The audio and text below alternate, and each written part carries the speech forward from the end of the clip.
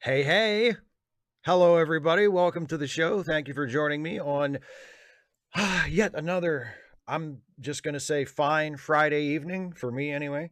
Hopefully I'm not late, Air One Fire. I'm always a little bit past the hour because I wait until it clicks over to it's 6 p.m. here in the Eastern United States for me when I start the show, and I always wait until it clicks over to 6 to make sure that there aren't any literal last second questions for the first part of the show. So I've taken care of that. It's all good. And now I know that I will not be screwing one of my wonderful patrons or channel members out of the opportunity to get their question on the show. Something in the chat. Oh, Andy Lawler said, "Is Dana here?" I'm waiting for that bi-weekly TikTok Shives. Dana is not here tonight. Dana is. If anybody saw our stream together on Wednesday, our Trek Reluctantly stream, she is working at a haunted house in her local area. She's playing a mad scientist character in a haunted house. So that's what she's doing at this very moment. So she will not be in the chat tonight. I don't know if she's going to be here for the patrons and members live stream on Sunday. She might be. I don't, but I haven't confirmed anything with her. But no, she will not be here in the chat tonight. Unfortunately, she is missed. Hi, Boxy Brown. Hi, everybody. Hi, Charlie Schmidt. Hello to all. So we will begin as we usually begin, and that is going to be with me answering questions that were submitted ahead of time by my wonderful patrons and channel members. And I will be devoting the first part of the show to doing that. So while I'm doing that, I will not be paying full attention to the live chat. So if anybody watching in the live chat has something they want me to see or something they want to ask me, and especially if you are planning on being generous and tossing me a super chat or anything like that, that's something I would, of course, want to acknowledge. Please hold off on that if possible until I get through the patron and member questions. And now, without further ado, let's do that thing I've mentioned a few times already and answer the patron and member questions. Hey, there they are. So the first one is from Simon Moody, who I glimpsed earlier in the chat. Hi, Simon. Thanks for being here. And Simon Moody says, so last ask away before the election. What are you planning to have as your main meal to celebrate / get you through? Are you thinking of it as a hopeful meal, a meal to fortify you, one to reward you for still being sane, or to bolster you against the possibility of things going badly? I am honestly not planning on doing anything differently than I would do on any other Tuesday. I'm not doing any kind of a special meal. I'm not going anywhere special. I'm not doing anything out of the ordinary other than I'll probably maybe stay up a little bit later and follow the election returns on TV. And actually, I may have committed to do a live stream that day. I can't remember. I know I've been invited to do a live stream for the election between now and the election. I think it's an election night stream, but I'm pretty sure. So I might be doing a live stream on someone else's channel on election night. And even apart from that, I would probably be, staying up a little bit to follow the results to kind of see what direction things are going. But no, in terms of a special meal or a special drink or anything like that, no, I'm not planning on doing anything out of the ordinary for election night. But it's a good question, and I'm sure a lot of people are. And if you feel you need to, treat yourself to have a better election night to get through it, regardless of how it goes, hopefully it goes our way. But even if it does, there's still going to be stress and tension. So if you need to give yourself a break and give yourself a treat to help get through it, then by all means do that. But I have no plans to do that myself. Grumpy Stephen G. Clenard, don't piss me off. All right. Hey, Steve, can we just cancel the World Series this year? I'm usually down for a healthy beat LA, but if that means cheering on the goddamn Yankees, I'd just as soon tear it all down, blow it up, and set it on fire. Seriously, fuck the Dodgers, fuck the Yankees, fuck Trump, fuck MAGA, fuck my life, fuck anyone who puts ketchup on a hot dog, fuck it all. This is bullshit and I ain't having it. Hope you're doing well. Fuck anyone who puts ketchup on a hot dog? What the fuck? Let me clarify. I don't put only ketchup on a hot dog. The proper way to eat a hot dog is with ketchup and mustard, and you put ketchup on one side of the bun and mustard on the other side of the bun, so that it's flanked by ketchup and mustard. And then if you want to get fancy, you can put other stuff on. You can put some onions or, sauerkraut or whatever you want, but ketchup and mustard. So I would never look sideways at someone who puts ketchup on a hot dog. I might look at them a little funny if they were putting only ketchup, but I would do the same thing if they were putting only mustard. You need both. It's a hot dog. You put ketchup and mustard on it. It's a hot dog. Other than that, I'm ambivalent toward the series this year. I don't hate the Dodgers. I suppose by default, I'm rooting for the Dodgers because they're not the Yankees, but I'm not really a Dodgers fan specifically. So I'm not really super excited about the series this year. I'm sorry that you're having such a bad time with it. Jan says, hey, Steve, congrats on completing your postcards. Hope they do much good. Question, how do you feel about the movie The Great Escape? It's one of my faves for many reasons. Great cast, acting, writing, etc. But the concept that these folks get together in the face of overwhelming adversity, almost overwhelming anyway, to accomplish the tunnels and escape, e.g., how to hide the dirt, spoonfuls at a time, sneaked out and drug in the dirt outside, amazing. I dream of a time when people could just go get over our shit and work together to better the world. Kind of a Star Trek utopia, I realize, but is my dream hope. Your thoughts? Well, I guess it's a lot easier for people to work together when they're all, locked up in the same prison camp. I like The Great Escape. We did it for late seating a few years ago, and I thought it was good. I can't honestly say I would list it as one of my very favorite films, but that doesn't mean there's anything wrong with it. I liked it a lot. I like Steve McQueen and just the cast in general.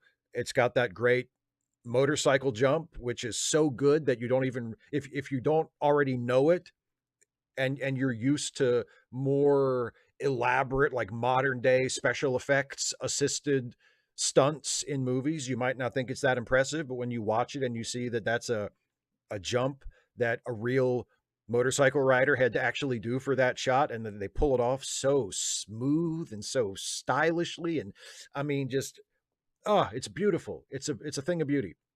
So no, I like The Great Escape a lot. And yeah, I mean, it does have a nice message of, if we all work together, we can accomplish incredible things, even things that might seem impossible. So it's definitely a good moral to keep in mind, especially now. David Colby, the cantankerous one. A new trailer for Strange New Worlds dropped. I appreciate the 30 seconds of the crew going, Pike, give us orders, while Pike looks like he's absolutely losing his mind with terror. Great commander, excellent. Crews of starships love it when their captains give them the facial expression equivalent of screaming, we're all gonna die! It fills them with confidence, really puts the pep in their spirits. I can't wait for Pike to get into the beep chair, not just because it'd mean the show's over, but also it's because he'll suffer. Still, question, does it also make you blindly furious that a new actor was cast in Strange New Worlds, and it seems like the entire fandom is like, ooh, I bet he's Cybok, or ooh, I bet he's Bones. Here's a fucking idea, you wiki-brained losers, you cretinous sacks of nerd slop loving shit. Let's have a new character and do new things in the show with new in the title. Just a fucking suggestion here. I will say, I think, I assume you're referring to Rhys Darby, the excellent Rhys Darby, one of my favorite actors. He's been good in everything I've ever seen him in. And he has been cast in an unrevealed role, an unspecified role in season 3 of Strange New Worlds. And all that has been said is that apparently he will be playing a legacy character, but they won't say who or, which one. So I don't know who Rhys Darby is playing. I mean, I hope it's not Dr. McCoy. Not that he wouldn't make a potentially good Dr. McCoy, but I just, but yeah, I would, it's a little disappointing.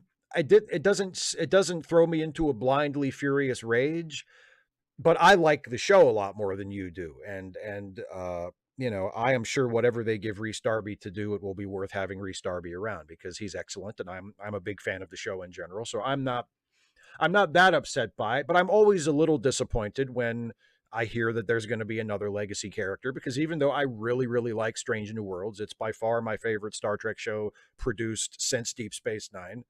Um, I think that they have too many legacy characters. I mean, I realize there's a legacy element kind of baked into it because it is a prequel to Star Trek, the original series, and it revolves around, like, the central three are all legacy characters, Pike and Spock and Number One.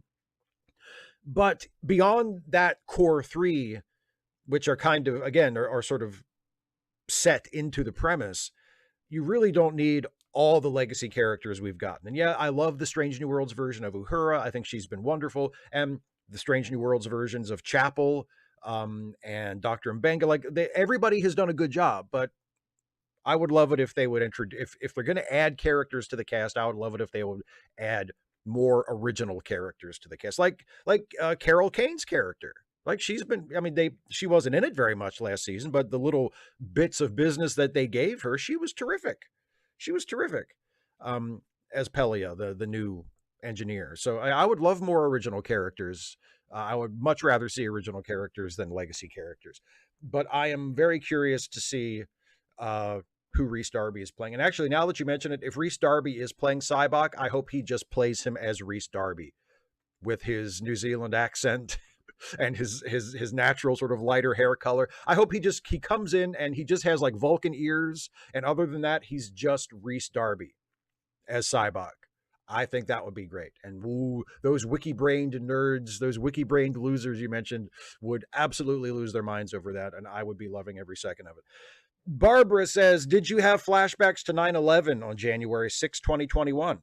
Follow-up, are you angrier about 1/6 than 9/11 like me? I was working off Washington Circle on 9/11. Drove past the Pentagon that afternoon and every other day for 2 years after. I don't really compare January 6th to 9/11. I mean, January 6th was awful and inexcusable, and we should never forget it, and we should never let it happen again. But on 9/11, 3,000 people died. Like, 9/11 was orders of magnitude more tragic on a human level than January 6th. So no, January 6th, I mean, other than, I suppose, in the general sense of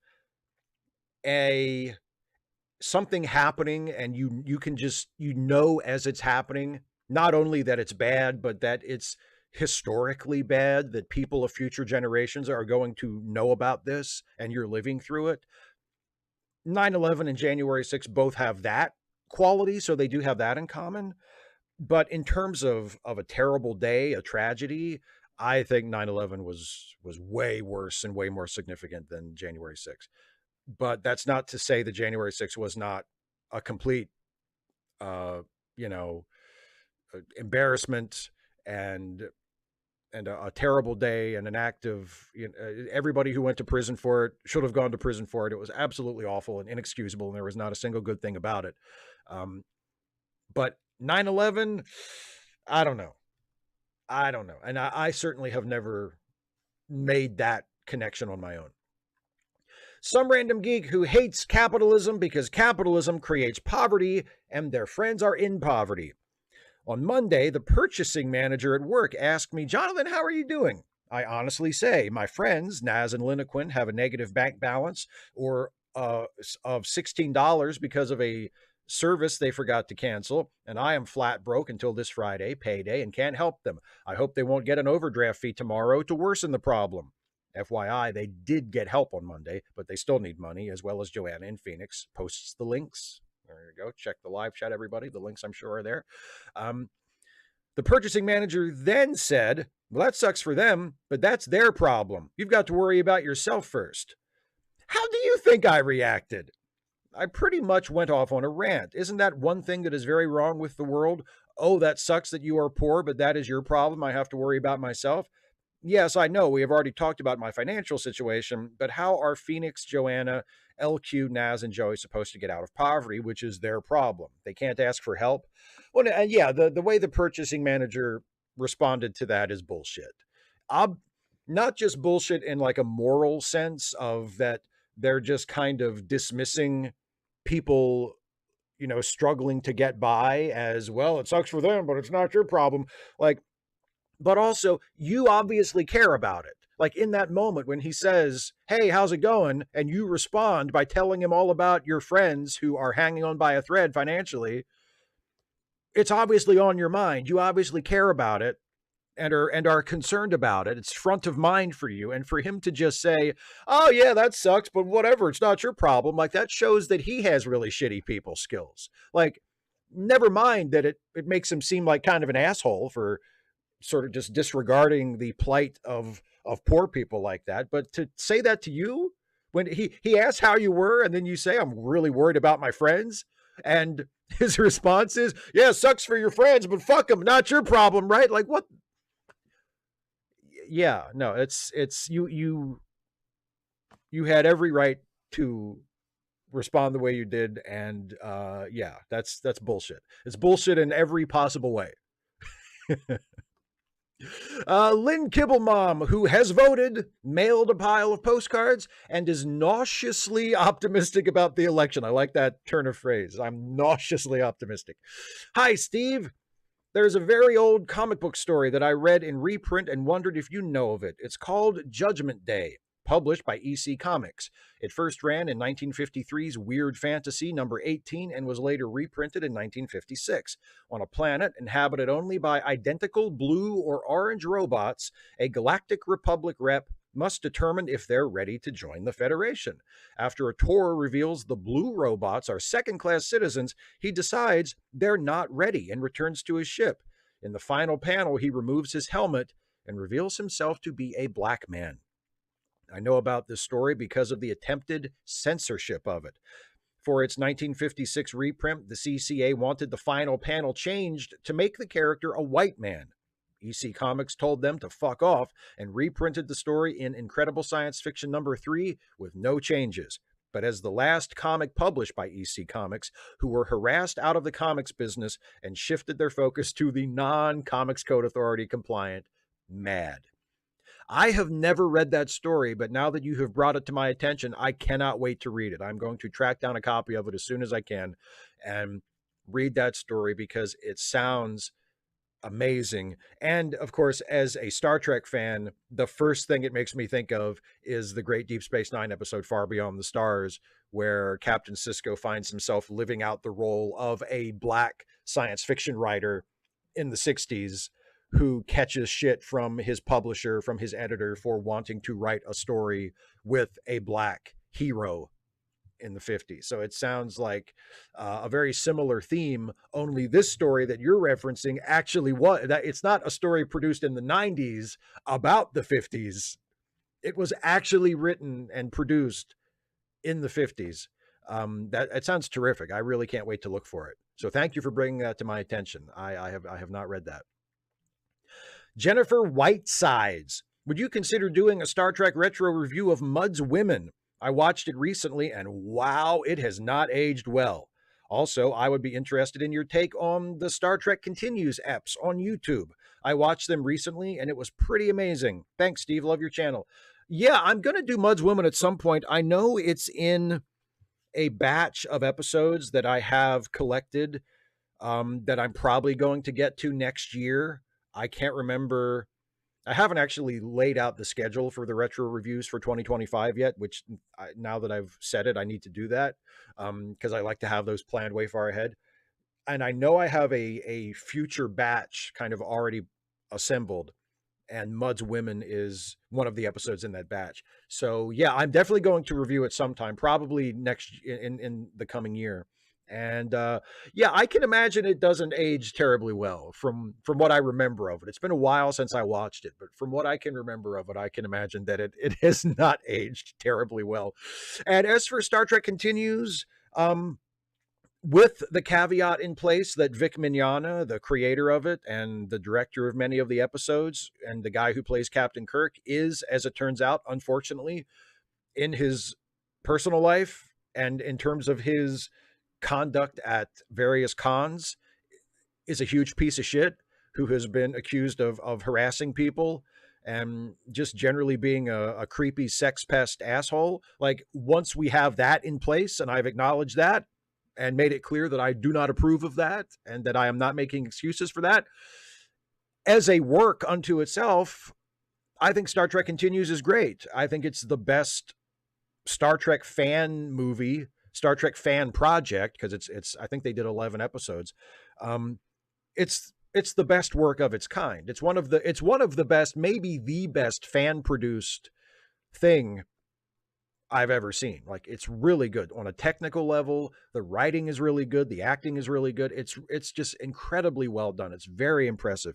And some of the episodes, I don't think every episode is great. I think the one where Kirk is like reliving the women in his life, and like there's like he's seeing like the ghost of Miramani and the ghost of Edith Keeler. I'm not a huge fan of that. It's because it just feels like canon tourism to me. It's like, let's bring back some stuff from other Star Trek episodes. And for the most part, Star Trek Continues avoided that. And what I really liked about it was that they didn't do like fanboyish, typical fanfic stuff and like bring back old characters. Like, they actually told new original stories as though they were actually producing new Star Trek episodes in the 60s. And I thought they did a really good job with it. So overall, I was very impressed by Star Trek Continues. I liked it a lot. It's unfortunate that the guy who was sort of the main creative force behind it turned out to be a piece of shit. General Contact Unit Problem Child. So Jon Stewart grilled Tim Walz about Harris courting never Trump Republicans like the Cheneys. I get that the press's role is to speak truth to power, but is it bad for me to say that if Jon Stewart doesn't want Trump to win and for democracy not to die, asking that question so close to the election is a bad idea? What does he expect Walz to say? Good point, John. I'll tell Harris to change her strategy 14 days out. Even if courting the moderate right is a bad move, which I think it is, all asking him about it will do is generate clips of Walz half-heartedly defending a strategy he likely privately disagrees with because he has to at this point.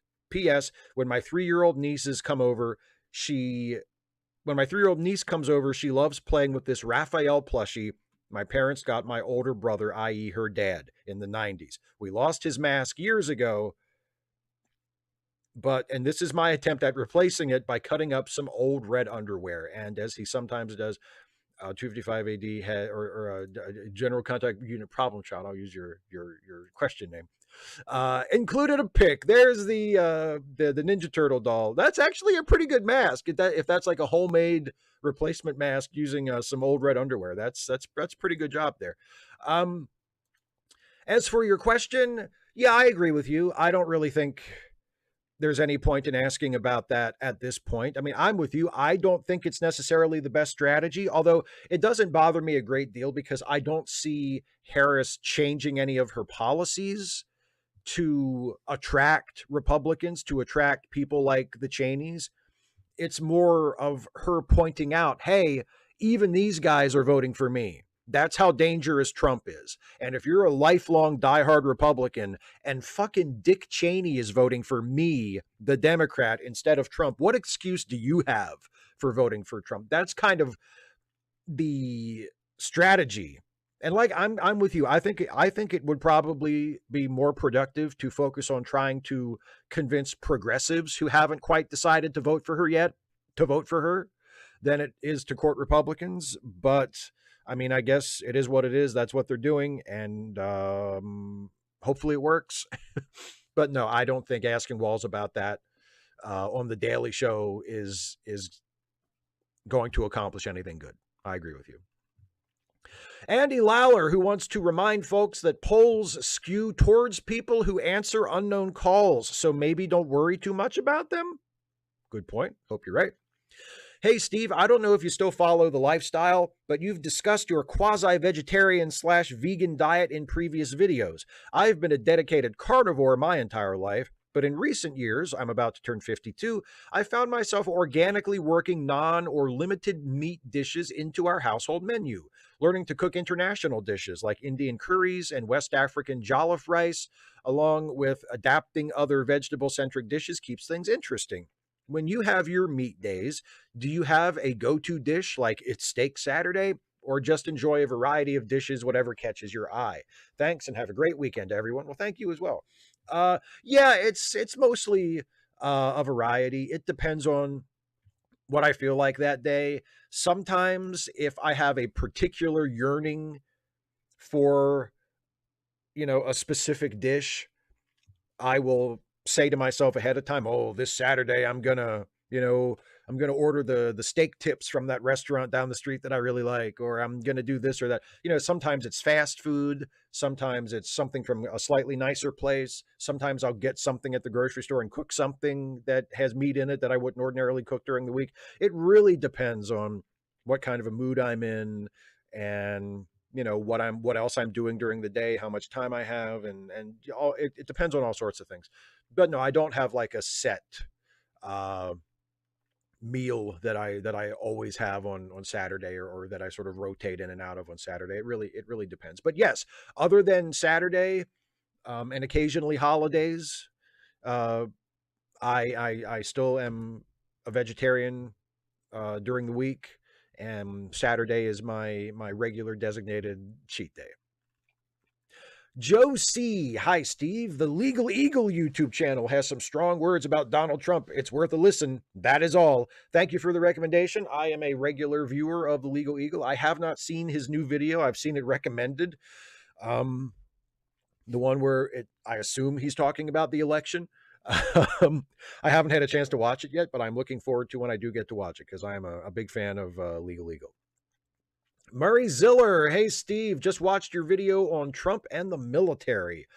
I'm a bit of a history nut and kept wanting to, well, actually, on stuff like Rommel that everyone always gets wrong, but quickly realized the point you were making was valid and above such pedantry and semantics. But I wanted to highlight something you missed out. When Trump asked who the good guys were in World War I, he's echoing a dog whistle that goes back to the beginnings of the Nazi Party and was a major part of their propaganda and electoral campaign. It's a nuanced question if asked by an inquisitive person, but mostly it's used by people like Trump as a dog whistle. Maybe he's stupid? Yes. Maybe he's got little education in history? Yes. Maybe he likes throwing Nazi dog whistles around because he likes fascism? Yes. Maybe he's just being inquisitive. No, he's 78 and knows this by now. He's not a 15-year-old learning about modern world history for the first time. He's using a dog whistle, and he knows it. I was actually not aware that the question of who were the good guys in World War I was something that had been a part of Nazi propaganda. So thank you for pointing that out to me, and to everybody who's watching this. That's really interesting. And it throws Trump's question to John Kelly in a completely different light, and makes a lot of sense that he's not asking a good faith question because he's a dipshit. He's, you know, pushing a far right white supremacist talking point because that's what he is, a far right white supremacist. Jim Baker wearing his fastest running shoes and hauling a bucket full of blue paint. No paintbrush needed. I've been a dedicated supporter of your channel for the last 3 or 4 years now. I've watched and enjoyed countless of your videos, but it just occurred to me the other day that not once in all of those years have I ever seen you do a sponsor video. That got me to wondering, do you just hate money? Or is there a deeper reason why? Is it some moral stance or a personal point of pride? Would you feel that you had somehow sold out and become a company man if you gave in to the easy path of temptation? If that's the case, then I just want to say that's pretty awesome. It's rare to find someone willing to put their principles above financial gain. My last 2 cents, election is coming hard. Let's paint the ticket blue, save our country. Go Kamala. Agree with that last part 100%, as I'm sure you know. It's a little bit of both. You're giving me a little too much credit if you're assuming that I don't do sponsorships because I'm principled. I don't think there's anything inherently wrong with people doing sponsorships. I think it depends on the nature of the sponsorship. It depends on the product. But all other things being equal, like I don't look down my nose at YouTubers or podcasters who have ads on their shows, and not just like the automatic sort of programmatic ads that you get when you watch a YouTube video on YouTube automatically plays an ad, but like, when there's a sponsor on the show and the host will do an ad read. I don't have any problem with that whatsoever in principle. Like if it's a really shitty product, that's a different matter. But just as an idea, no, I don't have any problem with people doing ads like that for their shows.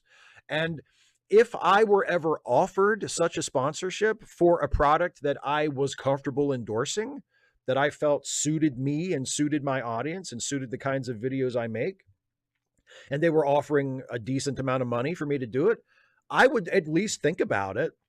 The reason why I haven't done anything like that yet is, well, first of all, I don't really need the money. I mean, I'm doing well with the channel as it is, just off of ad revenue and people being generous enough to support the channel directly through being a patron or being a channel member.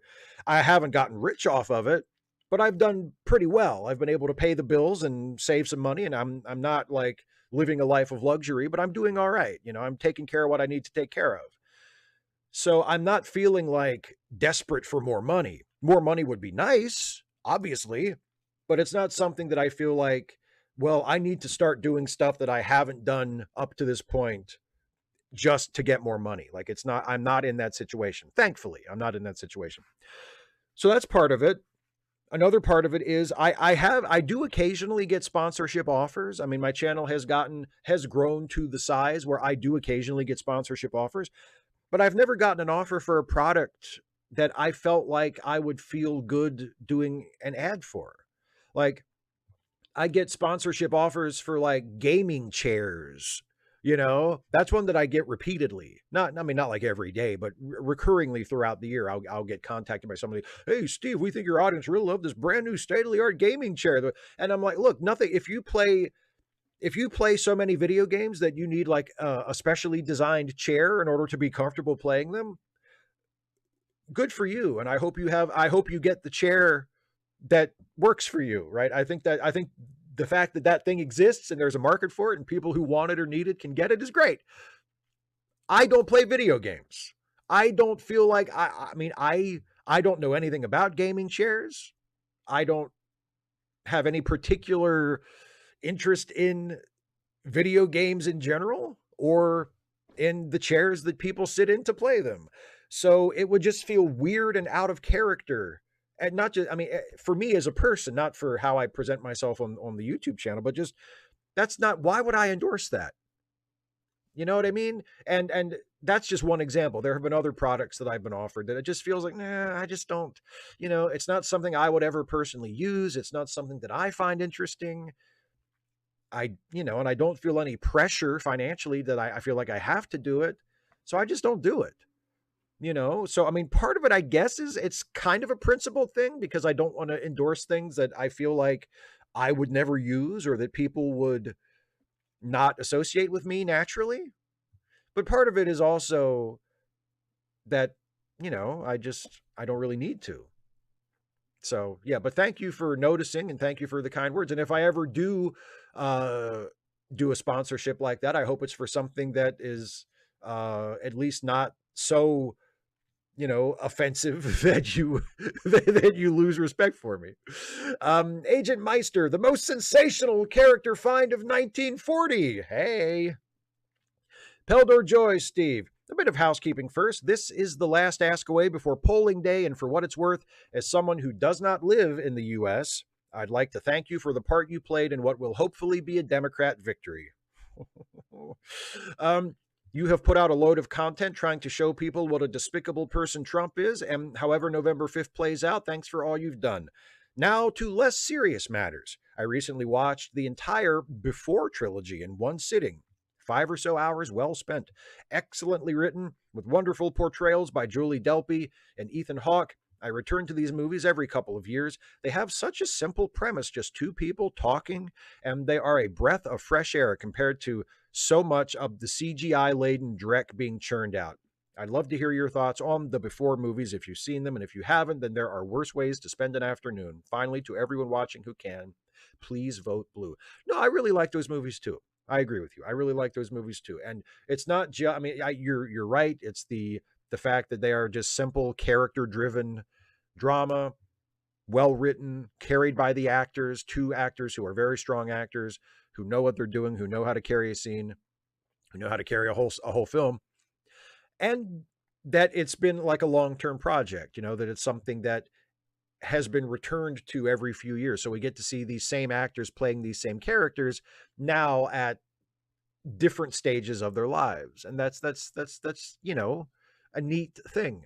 And I really enjoy that about it. And it's very sort of Truffautian, you know, because Truffaut did that with, oh, I can't remember his name. I can't remember the character's name now. He was the kid from the 400 Blows, Anton something. I can't remember his character name, but anyway, he did the same thing with that, where there was a series of films with the same actor playing the same character over many years. So no, I like the Before trilogy a lot. I like and now that you've reminded me of it, I kind of want to watch it again. I kind of want to watch those movies again. It's been a long time since I've seen them, and I also want to watch those Francois Truffaut movies I just reference that it's been so long since I've seen them. I can't even remember the guy's fucking name. But anyway, yes. And please vote blue, everybody. Debbie, Steve. Oh, look, I forgot to take the question tag out of Isaiah's question. Oh, how embarrassing.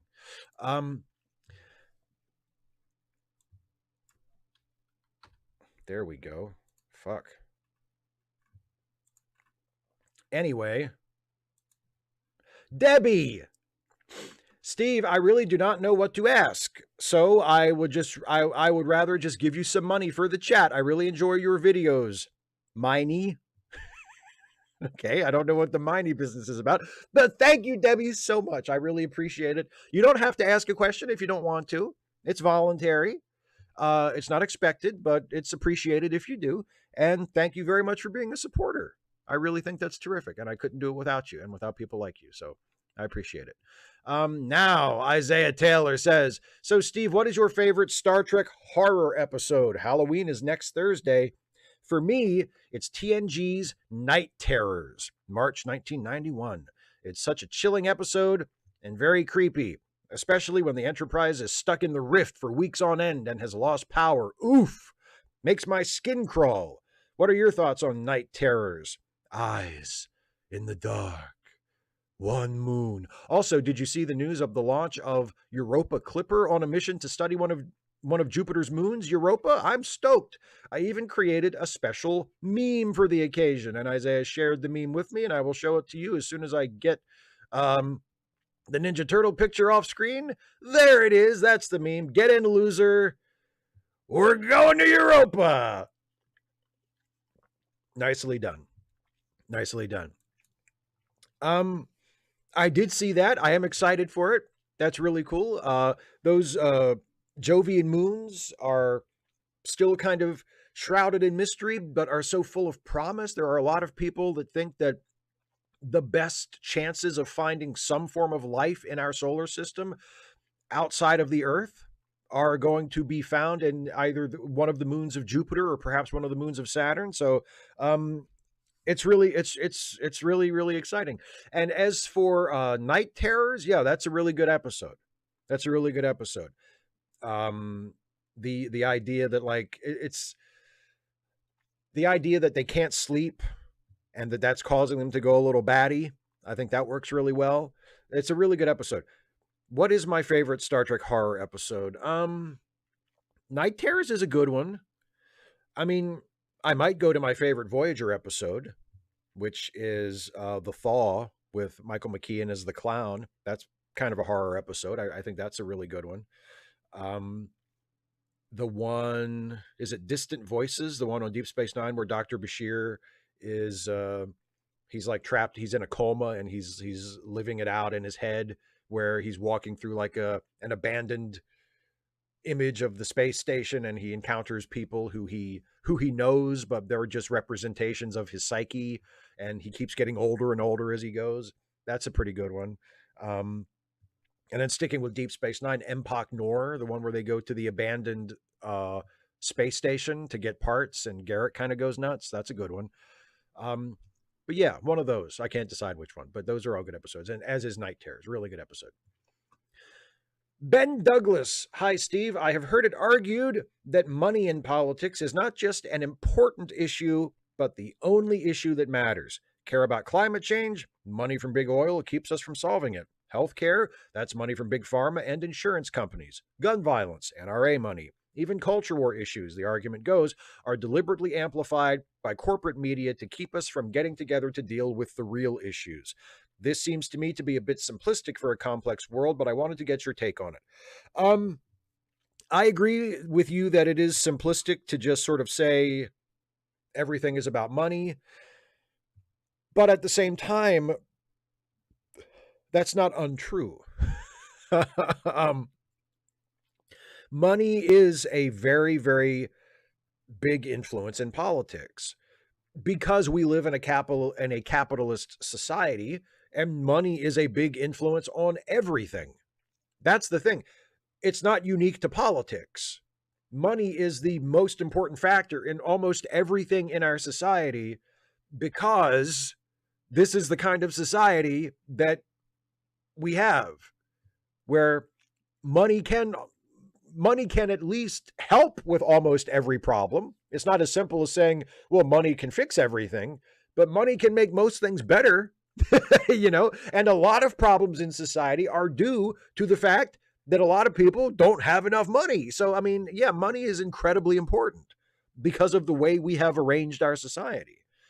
And it's very important in politics. And yes, I do think it would be a big help if there were much stricter regulations on how much money individuals and especially organizations, companies, political action committees, etc., could spend on political issues. I don't think that would fix everything automatically, but I do think it would really, really help if there was some kind of a level playing field, financially speaking, where there was a mechanism in place so that one particular candidate or campaign or political party or whatever could not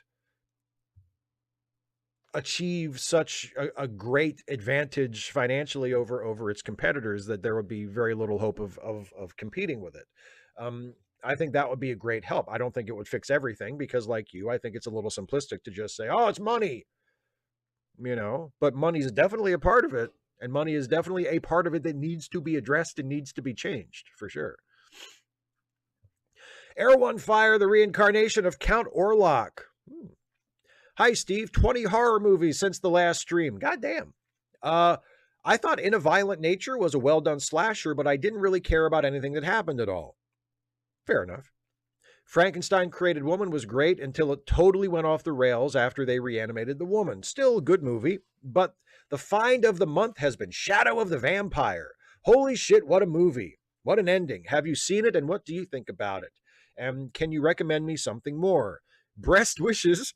And remember, authoritarianism can be defeated. In Poland last year, we had 78% turnout because the more the ruling party tried to destroy democracy, the more people pushed back. Good luck, America. Boy, I wish I could say the same thing about our country, that the more people tried to destroy democracy, the more people push back. But it feels like, for some reason, the looming threat of the destruction of democracy just isn't enough for a lot of people. And I cannot tell you how disappointing that is and how alarming and worrying that is. But no, I like Shadow of the Vampire a lot. It sounds like you like it more than I did. Like, I don't think, when I was done watching it, I don't remember saying, holy shit, what a movie, but I did really like it. I don't want to give you the impression that I thought it was a bad movie. I liked it a lot, especially as a Nosferatu fan. Like, I thought it was really cool to see Willem Dafoe, one of my favorite actors, play Count Orlok. And Malkovich as F.W. Murnau. Like, it was really good. I think I have run dry on recommendations, my friend. I'm not sure if I could recommend another horror movie to you that I would assume that you haven't seen. But I'm glad that you watched In a Violent Nature and that you enjoyed it. And I'm glad that you mostly liked Frankenstein Created Woman, because that's a favorite of mine. And I'm glad that you watched and enjoyed Shadow of the Vampire. As for anything else, I'm drawing a blank, but I'm very, very glad that you've gotten to watch this many horror movies ahead of Halloween, and that it seems like you've at least dug some of them, and some of them you really, really liked in the case of Shadow of the Vampire. So that's really cool. A patron who in this election season finds himself wondering, what would Zappa say? Zappa wasn't just raunchy, explicit lyrics fronting dissident musical arrangements. He observed society, and shared his unique POV in a scathingly satirical delivery that had no limits. The nature of politics and religion meant both were frequent topics for frank discussion.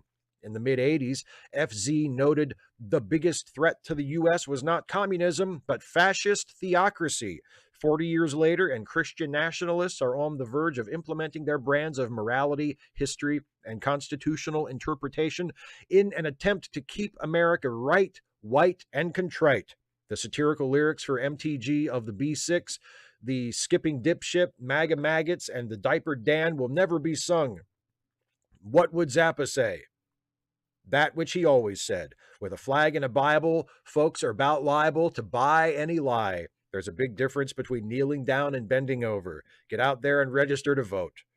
FZ's music is an acquired taste, but his interviews are interesting, still relevant, and worth researching. I agree, and another bonus, I agree with everything you just said. I think Frank Zappa is great. And as a bonus, if you listen to Frank Zappa, you will immediately get like 50% more of the references on Mystery Science Theater. There are so many Frank Zappa jokes on Mystery Science Theater. It's amazing. You listen to just a little bit of Frank Zappa. You listen to like just some of his more well-known songs or albums, and instantly you're like, oh my God, all those Mystery Science Theater jokes, they make sense now. It's amazing. He is such a huge touchstone for Mystery Science Theater. It's wonderful. So yes, in addition to everything you just said, if you are a Mystery Science Theater fan and you have not acquired at least a passing familiarity with the discography of Frank Zappa, you should do that. And it will greatly deepen your appreciation for that show and your recognition of a lot of the gags that they do on that show. Siamak, who is desperately trying to convince himself the polls are underestimating Harris. Good day, Steve. I continue volunteering with Kamala. It is fantastically rewarding, and when we win in 10 days, it will have been worth it. Go.kamalaharris.com/calls. We still need more folks. Once more, I will reiterate to those who don't want to vote for Harris because of Gaza, and you're reading my mind, by the way. I was thinking about this just the other day. 1, the Palestinians will suffer even worse under Trump. He's said so. 2, LGBTQIA folks will be in danger. 3, women will keep being denied basic and life-saving care. You vote for the viable candidate who is going the closest to your destination. No one is going exactly to your destination. Then next time for someone closer and closer. I understand the desire to end suffering now, but that's not how the world works. People will tell you it feels good to withhold your vote, and it might, but I'm going further. If you care about any marginalized group, it is 100% selfish to withhold your vote when you know, and you do know, the other side is immeasurably worse for those exact groups. Thoughts? Nothing other than complete and total agreement, my friend. That is exactly how I feel. I don't think there is any excuse for not voting in this election, for not voting for Harris in this election, for voting for Jill Stein or some other going nowhere vanity third-party candidate. If you are considering voting third party or not voting for the presidential race this year because of Gaza, which I completely understand, the anger, the frustration toward the Biden administration because of the way this country has enabled Israel's devastation of Gaza, you should be angry about it. I'm not going to tell you not to worry about it or that it shouldn't be or that it's not important, because it is, and we should all be embarrassed by the role that our country has played in it, in enabling it, in funding and arming Netanyahu's war machine. It's disgusting. But you said this, CMAC, and I have made this point myself, I don't know how many times. It's going to be one of two people. One of two people are going to be the president of the United States. And Jill Stein is not one of those people. And Cornel West is not one of those people. And whatever other vanity third-party candidate you favor is not going to be one of those two people. It's either going to be Donald Trump or Kamala Harris. Those are the viable options. And if you choose to vote for a third-party candidate, when between the two of them, your preference would be for Harris, and you don't vote for Harris, you vote for Jill Stein instead, because that soothes your conscience, because you can tell yourself, well, Jill Stein doesn't support genocide. You are accomplishing nothing. Actually, no, you are accomplishing something. You're making it easier for Donald Trump to win the presidency. So you're not accomplishing anything good, because as CMAC points out, if the only issue you care about in this election is the Gazan genocide, if you are a one-issue voter and that is your issue, you should vote for Kamala Harris. Not because she's great on Gaza. Not because Biden is great on Gaza. Biden is fucking terrible on Gaza. And Harris will probably be the same. And if she's any better, it might be by that much. But I'm not betting on it. But the point isn't, is she going to be better than Biden? The point is she going to be better than Trump would be? And it is absolutely an unequivocal yes. Biden is better right now than Trump would be. You say, oh, it can't get any worse. Yes, it can. Yes, it can. Educate yourself about what Trump has said he would do relative to Israel, relative to the Palestinians. It could get worse. It would get worse. You think Biden has been tolerant of Netanyahu's genocide in Gaza? You think Biden has been way too enabling of Netanyahu? You haven't seen a fucking thing. Donald Trump would not only take off whatever governor might be in place on Netanyahu from the United States and just give him full carte blanche to do whatever he wants with a blank check, but Trump has said he would move to expel Palestinian refugees from this country and block Palestinian refugees from coming here. And he would even try to deport people who are too outspoken about being supportive of Palestinians under the justification that they're favoring Hamas, they're supporting Hamas, and because they're supporting Hamas, then they are terrorist sympathizers, and it's not safe to have them here, so they have to go. Trump would be so much worse for people living in Gaza and suffering right now, for Palestinian people living in this country right now who maybe have relatives or friends in Gaza who are worried about them. Trump would be worse than Harris. And as much as it sucks to have to say, well, I don't want to vote for someone who supported a genocide, if you really want the best possible result of the two results that we're going to have, of one of two results, you need to vote for Kamala Harris. Not because she's great on Gaza, but because she's better on Gaza and will be better on Gaza than Donald Trump. And that's just if you isolate it to that one single issue. As CMAC points out, Trump will be worse for everybody. If you care about anybody in this country, if you care about any marginalized group, if you care about Ukraine, if you care about the environment, you should vote for Kamala Harris, because it's either going to be her or Trump. Jill Stein's not going to win. Cornel West is not going to win. You are wasting your vote if you vote for one of those candidates. It might make you feel better, but how much is soothing your fucking conscience worth? And how many people, how many real people in your life that you care about or profess to care about would suffer under another 4 years of Donald Trump? Would suffer worse than they would under 4 years of Kamala Harris? Vote, and vote for Harris. There's no excuse. It's not about you. It's not about your conscience. It's about what is going to be the best of the two possible results of this election. That's what it's about. And if you don't do your part in this election and it goes the wrong way and Trump wins, do not expect me or a hell of a lot of us to have the least bit of sympathy or respect for you. When you could have voted for Harris, you could have helped this out. You could have tried to nudge things further in the right direction. And I don't know, maybe even made a difference in the outcome, depending on how close it is. When you could have done that and you chose not to. You chose to vote for some bullshit throwaway third-party candidate because it made you feel better. I have no respect for that. That is not a responsible thing to do. That is not what a responsible citizen of a hopefully free country would do. So take that into consideration for whatever it's worth. And yes, CMAC, you said I went on a lot longer than you did, but you said it better than I could have. My thoughts, agree 100%. MW Ridra, when Joe Biden won, I felt such relief. Not because I really liked Joe that much, but because I thought soon the nightmare would be over.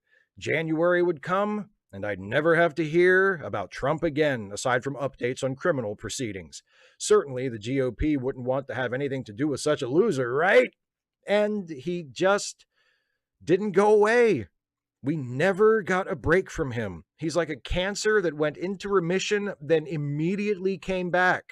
He just started the 2024 election cycle back in fucking 2021. So many years of having to hear from and about this stupid orange fascist turd. And now it's a coin toss if he gets to be president for another 4 years. I don't think I'll survive it if that happens. Combined with my heart condition, it might just kill me. Anyway, here's a joke to lighten the mood. Why are scarecrows naturally good at any job? Because they're always outstanding in their fields. Nice. The thing about Trump is everybody fucked up in 2015 when they started paying attention to him. Because as soon as people started paying attention to Trump, and as soon as he knew he could get people's attention, that was it. Like, it was over. He was never going to go away unless we forced him to, which enough of us have not been willing to do. I would be happy to force Trump to go away. I would be happy to never have to see him or hear him ever again.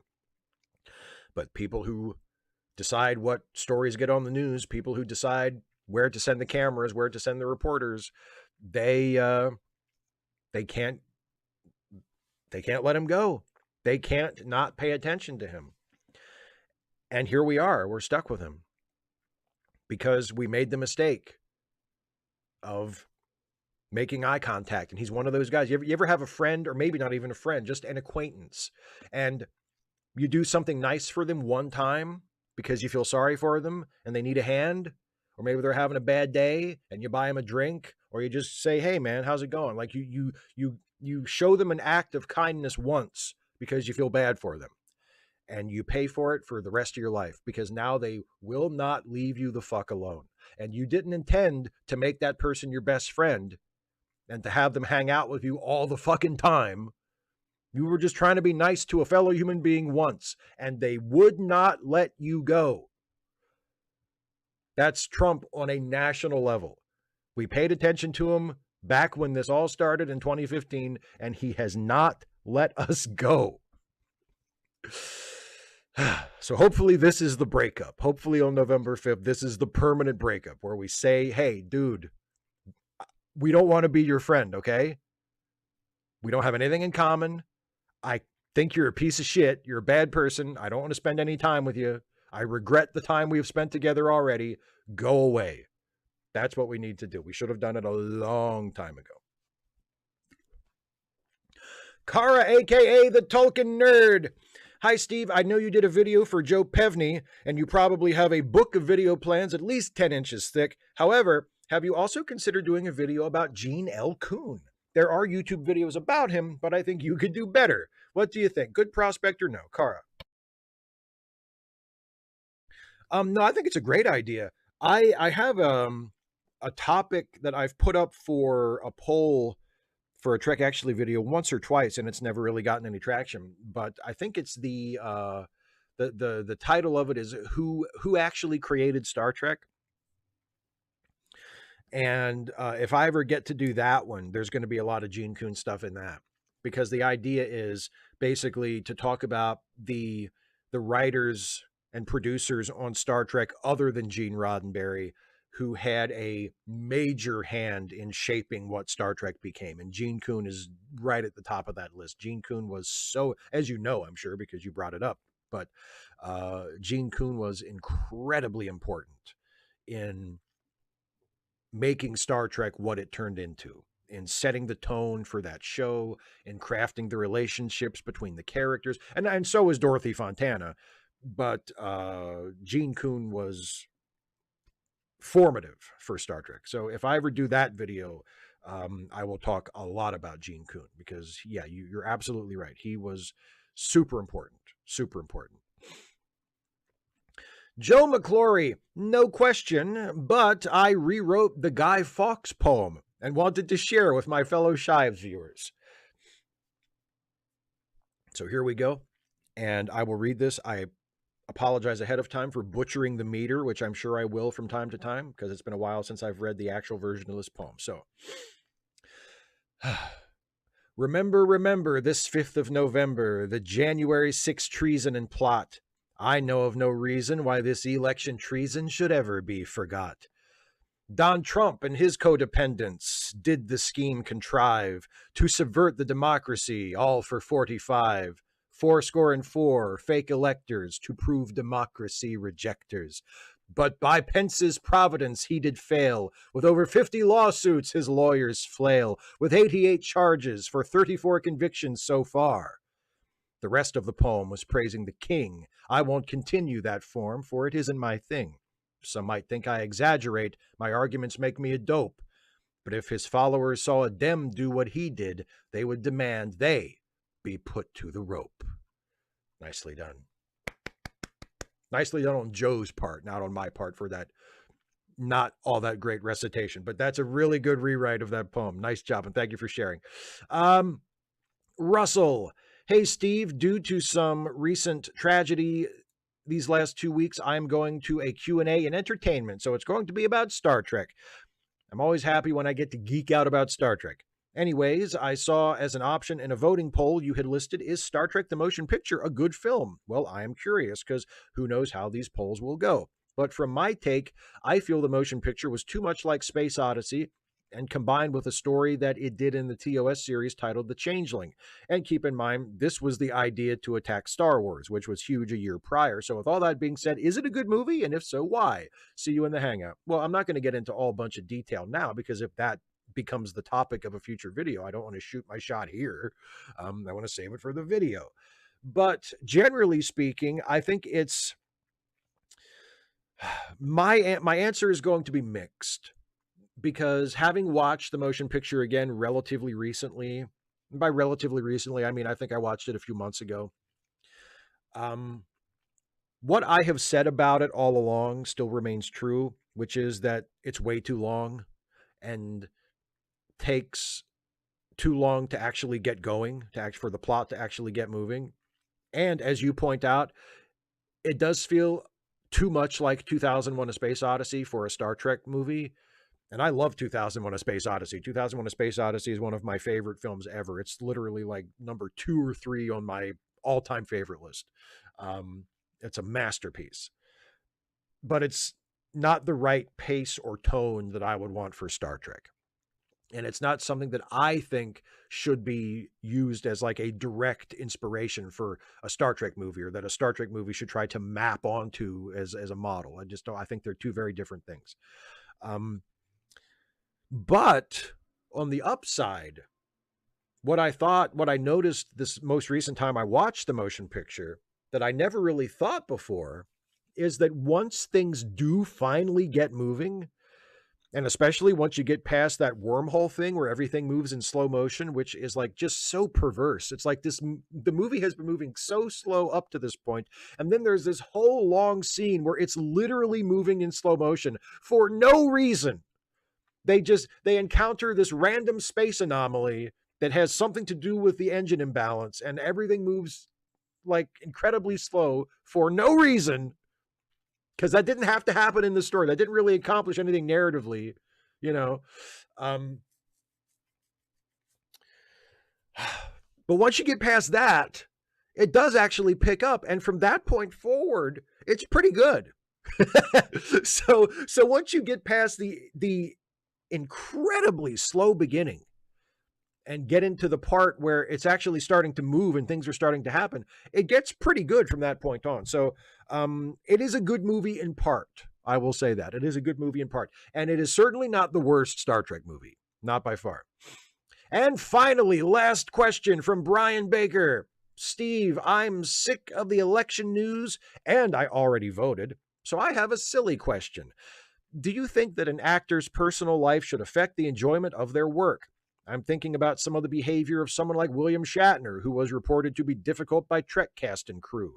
There are still some Kevin Spacey movies I enjoy, even though his behavior is unacceptable, and I feel guilty when enjoying Seven or The Ref. What is the solution? Keep up the good work and keep smiling. You do great work, and I am glad to support you. Well, thank you very much, Brian, and I really appreciate you.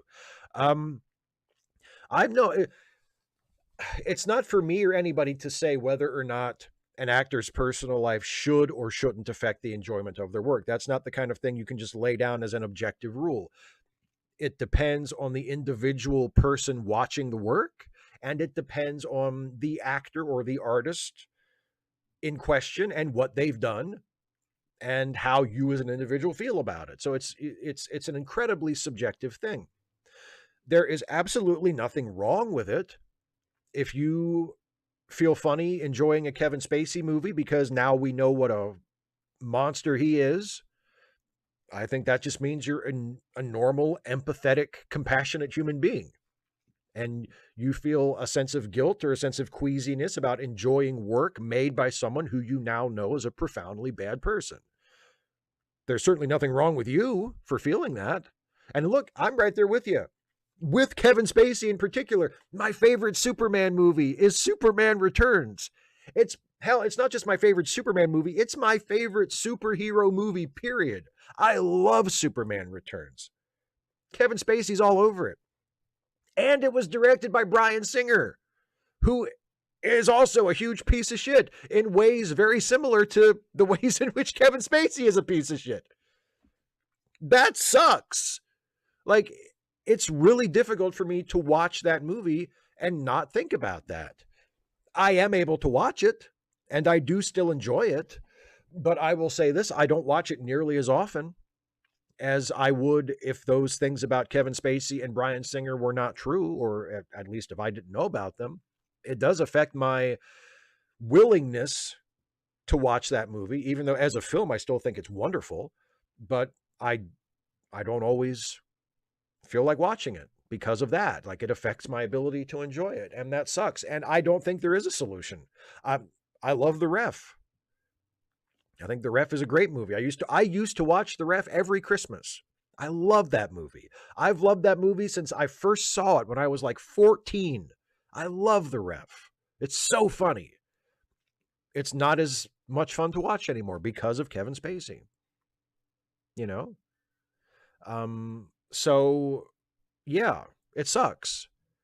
But I don't think there's anything wrong with me for thinking that it sucks. I don't think there's anything wrong with you for thinking that it sucks. I don't think there's anything wrong with anybody who has trouble enjoying work that was made by an artist that they now know was an absolutely horrible person in real life. I think that's just normal. And, you know, it's not for anybody to say, oh, you need to separate the art from the artist. If you can do that and you're comfortable with that, good for you.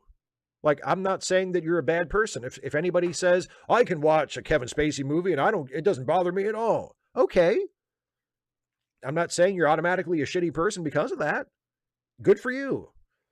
I can't do that. I mean, I can do it in the sense that I haven't sworn, I'm never going to watch another Kevin Spacey movie. I'm probably not going to watch it if he ever makes a new movie. I'm not going to throw any money at that. But, you know, I've got Superman Returns on my shelf. Like, I'm going to watch it again at some point. I have The Ref on my shelf. I'm going to watch it again at some point. Not as frequently as I might have otherwise, but I'm gonna, you know, I'm not necessarily going to advertise it. I'm not necessarily going to make a video essay and put it up on my YouTube channel about what an awesome movie it is. But I'm not going to never watch it again. But it, you know, it does bother me. And if it doesn't bother someone else, okay, it's a personal thing, and it should be a personal thing, and people should feel at liberty to handle it in whatever way works for them. And I don't know if there is a solution, but that's how I deal with it.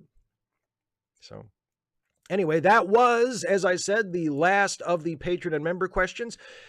I'm going to turn my full attention for the rest of the show for about the next 50 minutes, 50 minutes. But before I do that, before I turn to the live chat for the rest of the show, it is that special time in every Ask Away episode where I premiere a brand new Stuffy and Friends short. Now, this short will go live as its own standalone YouTube short on this channel tomorrow, but you get to see it before that, first thing, right now, because you are watching Ask Away. So please enjoy this brand new Stuffy and Friends short.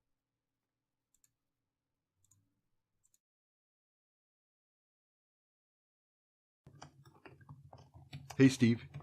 Hey, Stuffy. Am I interrupting? Are you writing a video? No, I'm emailing a lawyer.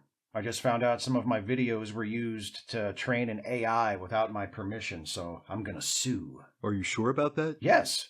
Why should I not be sure about it? What do you think? It might be a better idea to wait until some of these similar, more high-profile cases have been decided before you do anything, because a lawsuit could be long and expensive. I never thought I would ever hear myself say this. But you're right, Stuffy. Okay. But how will I have the satisfaction I demand? Well, depending on how the current cases go, maybe in the future you could be included in a class action against the company that scraped your videos and receive a portion of a settlement that way. Free money? Money you would be legally entitled to as compensation for being wronged. The roots are bitter, but the fruit is sweet. Words to live by. The roots are bitter, but the fruit is sweet. All right, everybody, let's see what's going on in the live chat over here. Hello, people.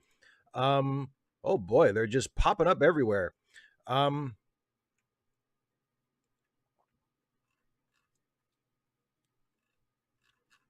me see what super chats I have missed.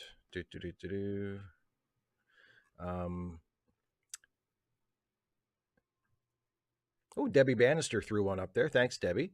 Oh, Jen Whiteside's upgraded to $5 a month membership. Thank you, Jen.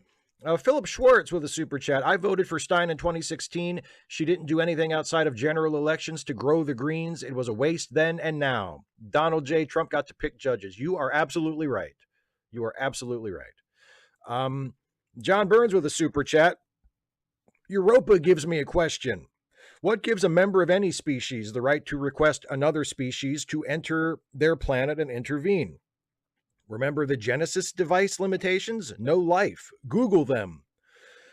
I guess this is about like if there is life on Europa, we shouldn't have the right to go there and intervene. I mean, I do think that is a valid moral question. But the thing is, we don't know if there is life on Europa. And for now, we're not really intervening. We're just trying to see if there is life there. We're just, I guess, taking samples to see if there's any evidence that life is there. We're not taking any action that would affect the development of that life. At least, I don't think we are. I hope we're not. And also, John Burns with another super chat says, would you watch reboots of Kevin Spacey movies? I mean, I wouldn't not watch them in principle. I wouldn't like not watch them, you know, like just because they're Kevin Spacey reboots. All right, let me see what else I've missed here in the chat. Oh, Isaiah says, I love Superman Returns. A man after my own heart.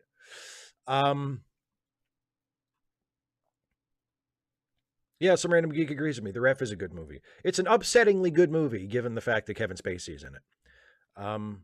That IMO solution, find a great movie with a wholesome actor instead, of which there are a great many. Yes, absolutely.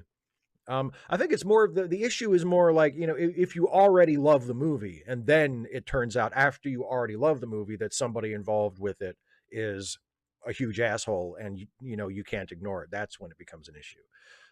Because like I can say like, well, I'm just not going to watch any more Mel Gibson movies because fuck him. And I haven't watched any new Mel Gibson movies since it became public knowledge that, you know, he was a piece of shit. Same thing with Johnny Depp. Actually, Johnny Depp is a better example because I liked a lot more Johnny Depp movies before than I did Mel Gibson movies. I mean, God, you know, Ed Wood, Edward Scissorhands, like there's a lot of Johnny Depp movies that I really like. And now it turns out, whoops, uh-oh, it's not my fault. I didn't know, right? I'm not going to watch any new Johnny Depp movies if I can help it. But I might go back and enjoy Edward Scissorhands from time to time if I'm feeling a yearning for it. But again, like the Kevin Spacey thing, not as often as I would otherwise. It's not clean, you know, it's not clean.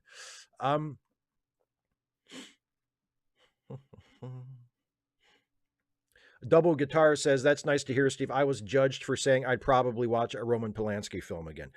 Yeah, like I said, it's a personal thing. It's a personal thing. And if you can find as long as you are not like making an argument in favor of Polanski as a person because you like his movies, like that's a different thing. If you're someone who says like, well, who cares, what he did to that 13-year-old girl? He makes good movies. Like I can't support that. I can't agree with you there.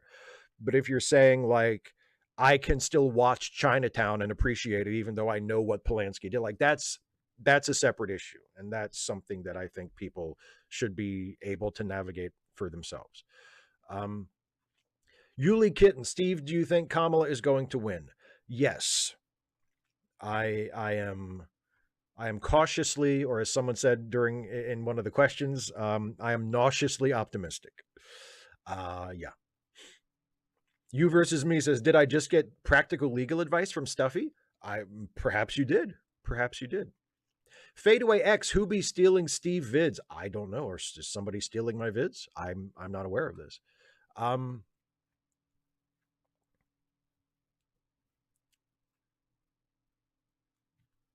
Andrew Klang, I would not be opposed to a fan-made edit that used AI to replace Kevin Spacey in LA Confidential with, I don't know, anyone. Did you ever see the I think it might have been The Onion that did it years ago. I'm not going to say it was definitely The Onion because I'm not sure, but somebody did a video of like, it was like a satirical trailer for a new DVD box set of The Cosby Show, where Bill Cosby had been replaced by this green blob who was animated into the scenes and just covered Bill Cosby so you couldn't see him anymore. And they dubbed over all of Cosby's dialogue with the blob just making like nonsense noises. And it's really funny. It's really funny. Where like instead of seeing Bill Cosby do his Cosby thing, there's just this big green blob on the screen going like, rah, rah, and then the other characters responding like, they responded to Cosby in the original. It was really funny.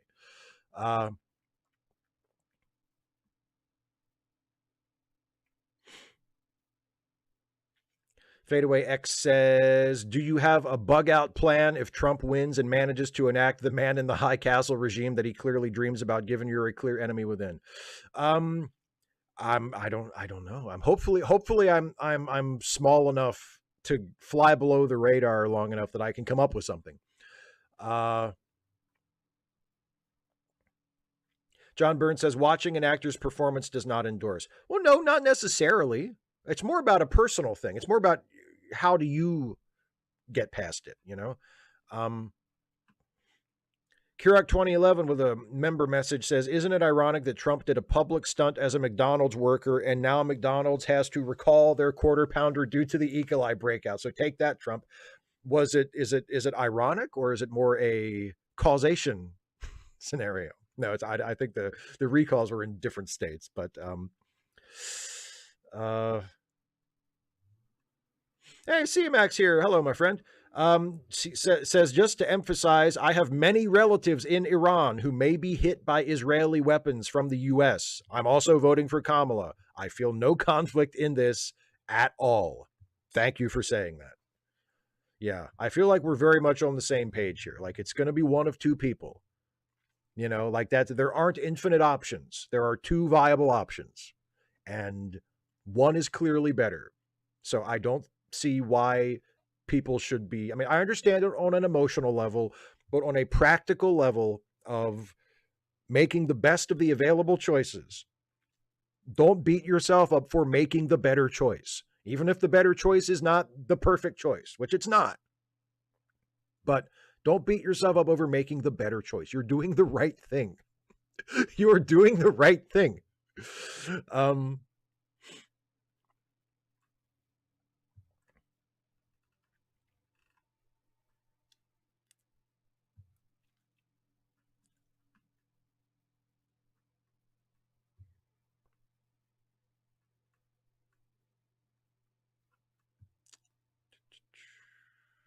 Airone Fire says the part following CMX question should be a separate video. And CMX says that he gives permission for me to do it. I might just do that. I think it would certainly be more in the public good than the highlight video I released after last time's chat of the highlight package of all the answers to the Superman's ejaculation subject. I think it would be more civic minded to do that instead of that. I might just do that. Robert Wilson, any thoughts on the new additions to the Lower Decks intro battle? No, other than, okay, now that I've seen it, I can hit skip intro for the rest of the episodes. I was curious. I will admit I was curious to see how they would add more ships or more shit to that battle, because that's one of the jokes. Every year they add more stuff to it.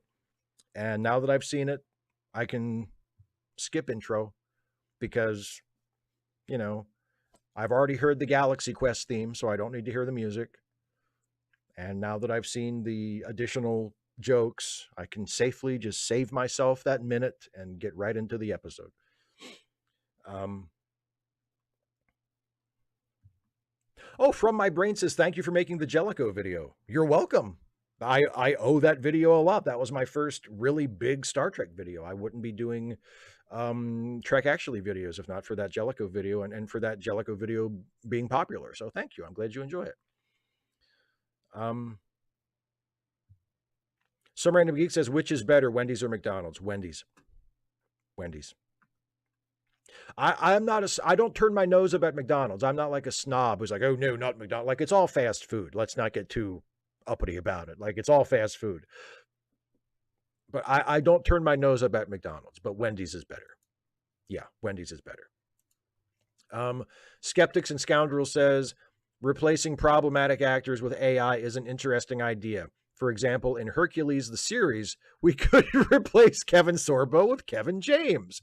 It would be an experiment. We'd just see how it would work, Yeah, absolutely.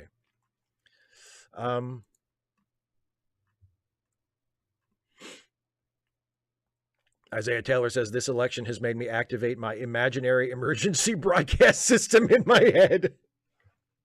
Fadeaway X, you'll just have to watch the video. Superman, we did a whole extended thing with me interacting with the chat on the subject of Superman's ejaculations being so fast that they would kill people. It was the subject of the classic Larry Niven essay, Man of Steel, Woman of Kleenex, and a long-standing topic of discussion for comics fans going back decades and decades and decades. And it's a standalone. It was in the last Ask Away live stream, which is archived, and also I uploaded a video. I think I titled it Superman Comes. That is an edited version of just the Superman related stuff from the last stream. So if you're interested, you can watch that. It's got everything in there. Darylette says, for fast food burger place, I'm partial to Rallies / Checkers. Checkers is good. We have a Checkers around here too. Checkers is really good. I agree.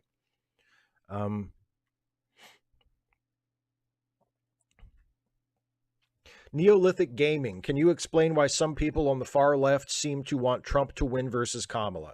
I would rather be a protester under Kamala than one under Trump in Project 2025. Because they're dipshits. Because they're short-sighted dipshits. Or they have this accelerationist fantasy that, well, things under Trump will be so bad that the people will rise up and then we'll finally get the revolution we want. They're either living in a fantasy world where they think that, that it would somehow be worth it for Trump to be president and for Trump's presidency to be so bad that the public rises up in violent revolution. Like, they want that. They want that to happen. And they hope that Trump will be bad enough to make that inevitable. Or they prefer to be able to sit with their own conscience and say, well, I didn't vote for a genocide candidate. They care more about that. They care more about their own comfort and their own conscience and their own sense of ideological purity than they do about helping to do the right thing for the country as a whole.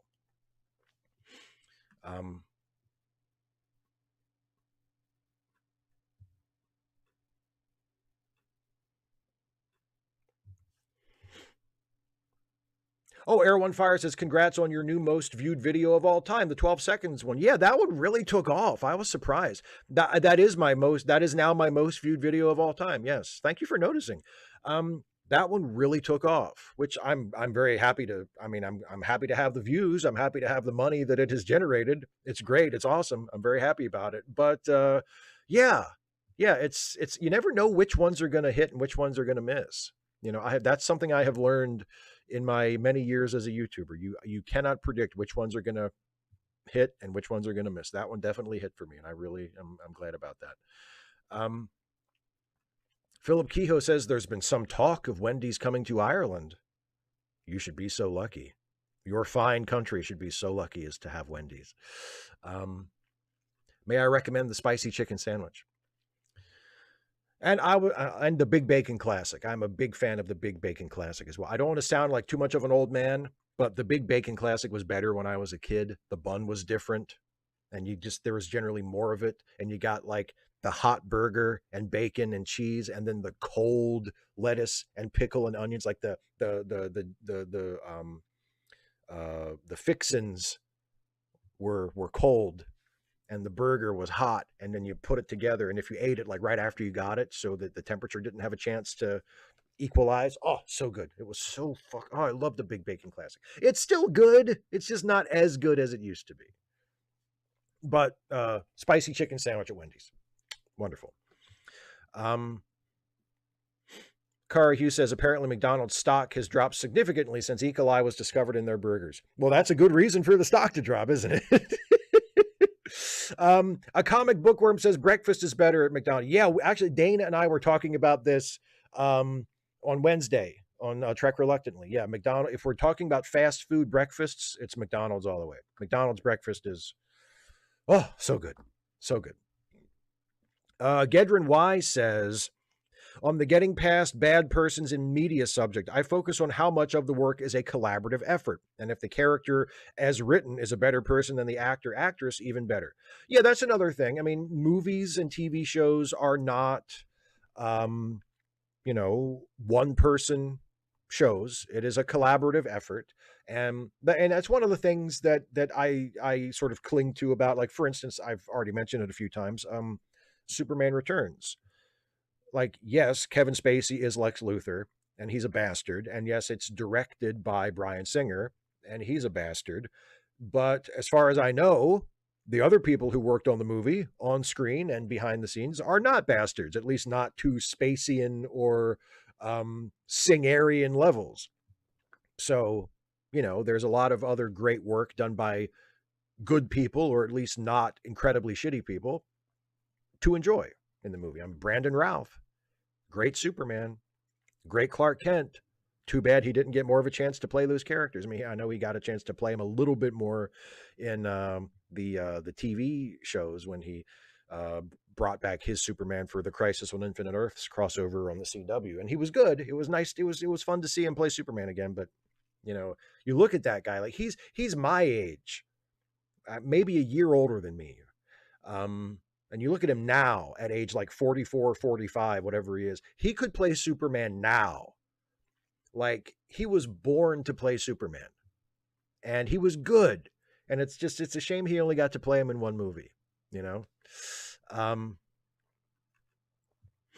John Burns says, happy All Saints Day, you fucking atheist. Right back at you, buddy. And Kirog with a super chat, thank you very much, says, I'm not trying to start an argument. Does Trump really have a chance? I mean, how do people not see him for what he is? By the way, Wendy's burgers are better. Yes, he has a chance. Yes, he has a chance. What you are making is an argument from incredulity. You're saying, I think Trump is such an absolute joke of a candidate. How can he possibly have a chance? And if you're saying that to express an emotion, that's completely valid. To say, like, oh my God, I can't believe Trump is still in this thing, like that, I'm right there with you. But that doesn't mean that he doesn't actually have a chance. I am hoping that the polls have overstated his popularity. I'm hoping that the phenomenon of right-leaning polls being thrown out as we get closer to election day is skewing the perception and making him seem more popular and making the race seem closer than it actually is. But we will not know until the election is over. And until then, he has a chance. He has a chance. CMX says, my girlfriend was so disappointed in me when she saw the Superman Comes video. This is what you do with your Friday evenings? I think it's completely fine. I think it's a good thing to do with Friday evenings, or any evening for that matter. I think it's a good use of time. Where else are you going to see discussions between a dipshit on YouTube and his live chat about the violent implications of Superman having orgasms? Where else are you gonna see that? Come on. John Burns with another super chat. Deshaun Watson. Good thing you hate football, LOL. I'm going to assume Deshaun Watson is a football player.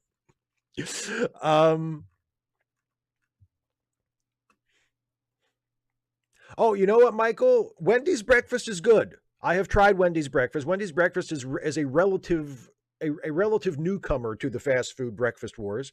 I have liked what I have had of Wendy's breakfast. I'm not going to talk any shit about Wendy's breakfast. I am a Burger King loyalist, so I will always go to my croissantwich if pushed, but I also have to admit that McDonald's breakfast is better. Even though I love a croissant, I love a sausage, egg, and cheese croissantwich with the little round crispy hash browns and a cup of coffee from Burger King. The truth is, the McDonald's breakfast is unmatched. Whether you go with like a McMuffin or a biscuit, or my personal favorite when I'm feeling especially extravagant, the deluxe big breakfast with hotcakes, where you get the 3 hotcakes, the hash brown, oh, beautiful. You get the deconstructed sausage egg biscuit, where it's, instead of putting it all together into a sandwich for you, you get the biscuit and the sausage patty and the lump of fried egg-like material. And then what I do is I make the sandwich.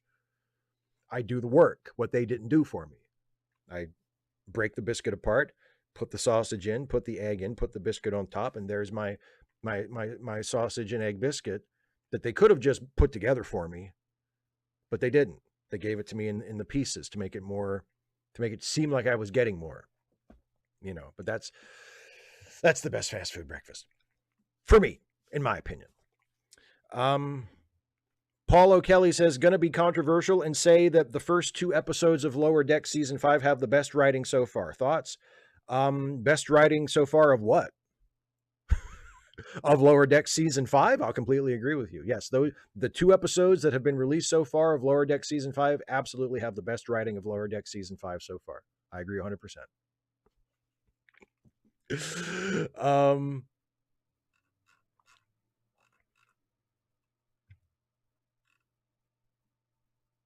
Oh, Brooke Eris. If Dana were here, she would agree with you. She's a huge McGriddles fan. I love a good McGriddle too. I like a McGriddle. But I'm, I guess I'm old fashioned because I like the classic. I like an egg McMuffin or a sausage, egg, and cheese biscuit. Super chat from James Moyner. So we are going to lose the West Virginia Senate seat, but do you think we will keep Montana and Ohio seats? I'm fairly optimistic. Yeah, I think so. And we have an outside chance of picking up 1 or 2 even. I mean, I wouldn't set my heart upon it. I wouldn't, bet the house on Colin Allred beating Ted Cruz, but it's going to be close. At least if the polls are to be believed, it's going to be close. So, yeah. Victor Wachter, love McGriddles so good, but you can feel yourself die a little as you eat it. Oh, yes, absolutely. Neolithic Gaming says it's terrifying, honestly. I have friends of Muslim faith who are confused as to why the leftists vote for Trump despite his anti-minority stances and tone. Even I, as a Roman Catholic, can't fathom it. Well, yeah, it's like I said, a lot of it is just narrow vision, short-sightedness, being caught up in your own bullshit, just generally being a doofus who can't see the forest through the trees. There are all kinds of explanations for it, but I don't think there's any excuse for it. Paul O'Kelly says, touche. I meant about the entire previous 4 seasons. No, I was not very impressed with either of the first 2 episodes of season 5 at all. And there were certain parts of the first 2 episodes that I positively thought were awful, that I really, really hated, in terms of, not in terms of like they were bad to watch, because the 2 episodes they've released so far, they're fine. They're not like offensively terrible episodes, but in terms of some of the writing choices, I just thought, oh, Jesus Christ, you know. I did like, there was the running joke in the first one where they go into the parallel universe. I did like the running joke of the people in the new universe constantly referring to the original universe as the bad universe and finding ways to sort of disparage the Cerritos crew from our universe. I thought that was cute. It wasn't funny enough to ever actually make me laugh, but I appreciated the gag. And then in the second one, that bird on the Orion homeworld that made that ridiculous noise, I thought that was funny. But those are really the only parts of either episode that stood out to me as being somewhat good. The rest of it was either just typical Lower Deck stuff that I just didn't give a shit about and didn't find entertaining, and occasionally found annoying, or again, some creative choices that were made, especially in the second episode, where it just made me feel incredibly, it made me really not like the show.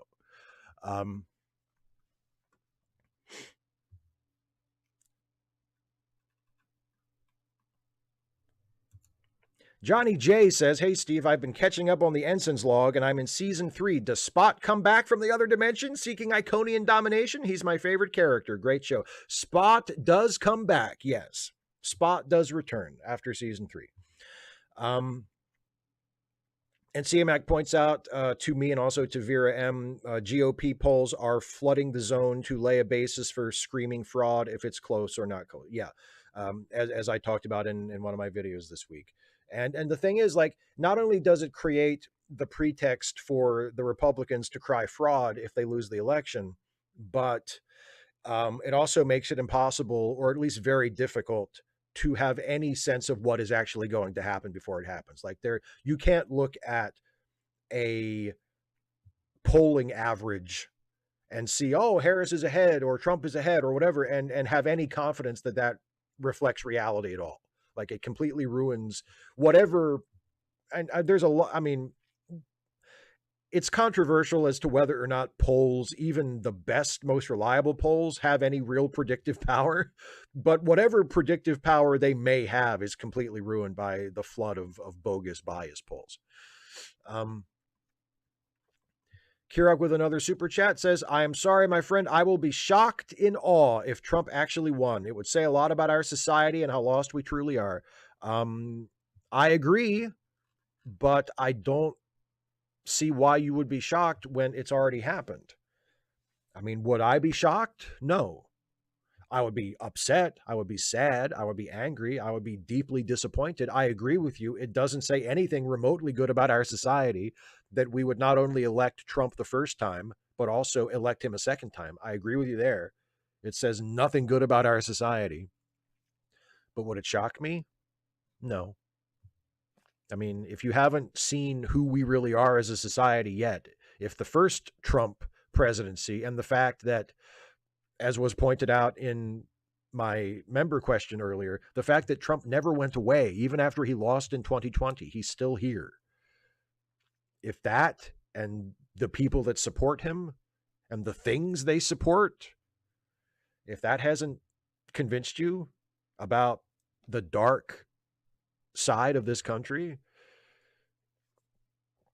you know, I mean, I don't know what else to say. Some random geek, what's on your perfect hot dog? Ketchup, mustard, and onions. Classic hot dog. If I'm feeling a little adventurous, maybe some relish, some pickle relish, some dill relish. No sweet pickle relish, dill pickle relish. So yeah, Yeah, I might go ahead and yeah. So ketchup, mustard, onions, and dill relish. There's my best hot dog. Super chat from James Morner once again. Thank you very much. If you could have sex with a cartoon character of legal age, who would it be? For me, it's Kida Nidak from Atlantis, over 8,000, looks in her 20s. Oh, Tila from He-Man. Easy. My first cartoon crush ever. Yeah. Tila from the original He-Man and the Masters of the Universe. No contest. No fucking contest. I don't even know who second place would be. It's Tila.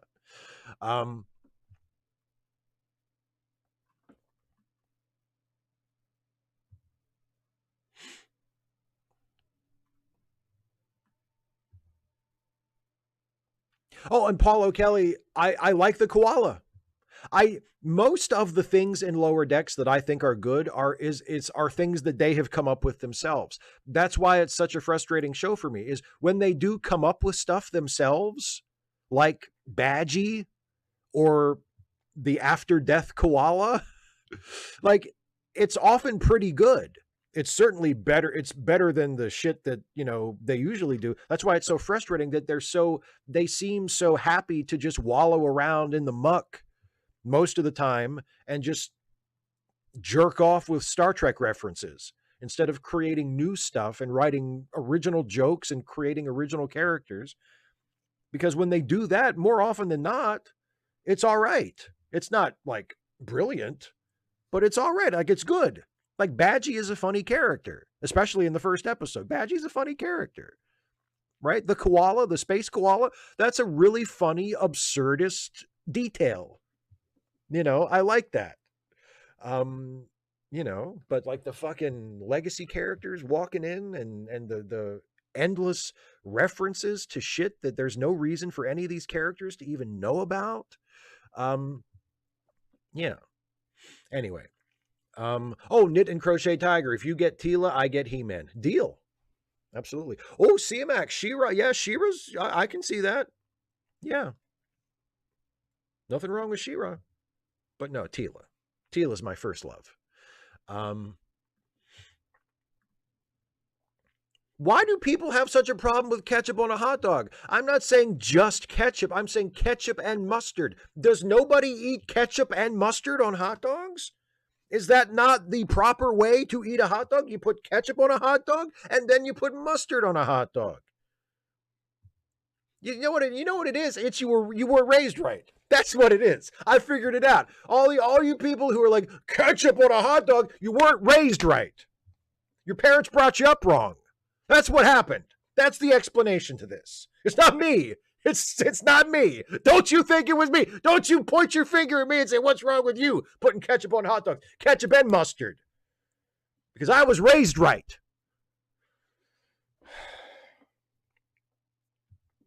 I'm sorry. I'm sorry. I'm sorry. I'm sorry. I'm sorry. I'm sorry. You didn't deserve that. I apologize. Some random geek, April O'Neil from the 80s Teenage Mutant Ninja Turtles. Again, perfectly respectable choice. Paul O'Kelly, thank you. There's a reasonable person, and double guitars. Ketchup and mustard all the way. And Kaylee. Yeah, and Daryl. That's right. That's right. The people are on my side. Yeah, see, like I've had ketchup on eggs before, but I'm not like a huge fanatic about it. Like, ketchup is for fries or for hot dogs. I usually don't put it on burgers. I usually don't have ketchup on a burger. My standard condiment on a burger is either mustard or mayonnaise. I don't usually do ketchup on anything other than fries and hot dogs. That IMO, ketchup and mustard on a hot dog rule. Yeah, that's right. God damn it. Cavendish with a super chat. If these polls are significantly inaccurate, do you believe it signals the end of such polls?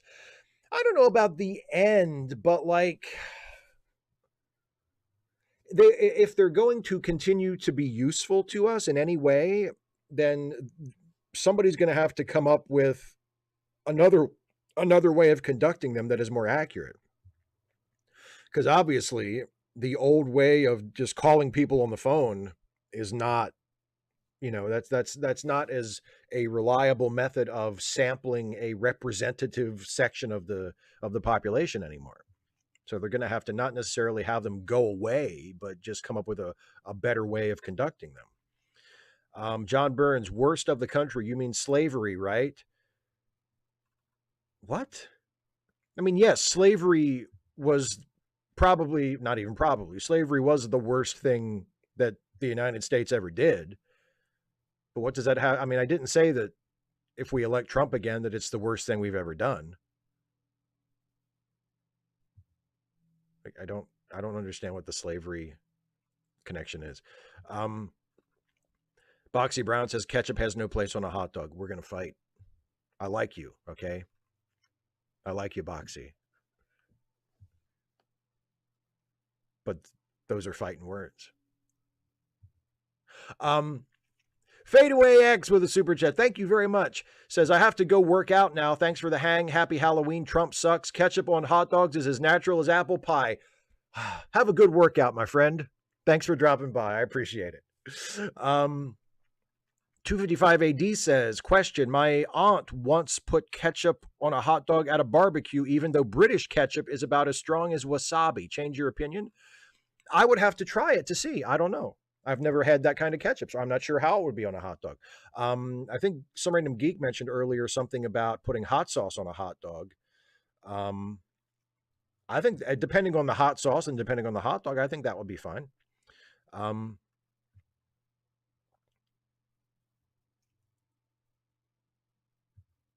Paulo Kelly says, all we need now is for Harris to campaign on that. I put ketchup on my hot dog instead of the wall like Trump.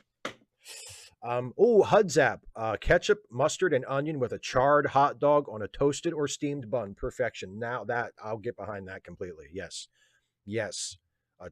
That's how my dad used to cook hot dogs on the grill, and he would put a beautiful char on it, and put the buns on there so they get a little toasty. Oh my God, that's the best.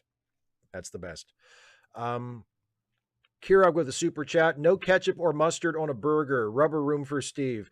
They're coming to take me away. Haha. They're coming to take me away. Ho ho hee hee haha to the funny farms. Yeah, I've heard that song. I said I sometimes will put mustard on a burger. And this, by the way, is for when I'm making the burger myself. If I get a burger like at a restaurant, I'll eat whatever they put on it. I'm not picky. But if I'm making it for myself, if I'm making a burger myself, whether it's like a beef burger or I'm doing like a veggie burger kind of thing, whatever it is, it's usually mayo, sometimes mustard, but usually mayo, and then dill pickles and onions and cheese and lettuce. And those are my standard burger toppings. I'm not a big fan of tomato. The only time I'm a big fan of tomato, like an actual like unprocessed sliced tomato, is ironically in a BLT. I like a BLT, but other than that, I'm not a big fan of tomato. But like I said, if I go to a restaurant and they put tomato on the burger, I'll eat it. I'm not a big, I'm not a big baby about it. Knit and Crochet Tiger, I love mayo and ketchup on my hot dog. Mustard on a dog is disgusting. Really? I mean, look, I've had mayo on a hot dog before, and I've thought it was good. Like I've liked it. But you think mustard on a hot dog is disgusting? Really? I mean, it's your taste. Like it's all subjective. You like what you like, but that's very unusual to me that someone would say that mustard on a hot dog was disgusting, and would prefer mayo, even though I like mayo on hot dogs too. But yeah.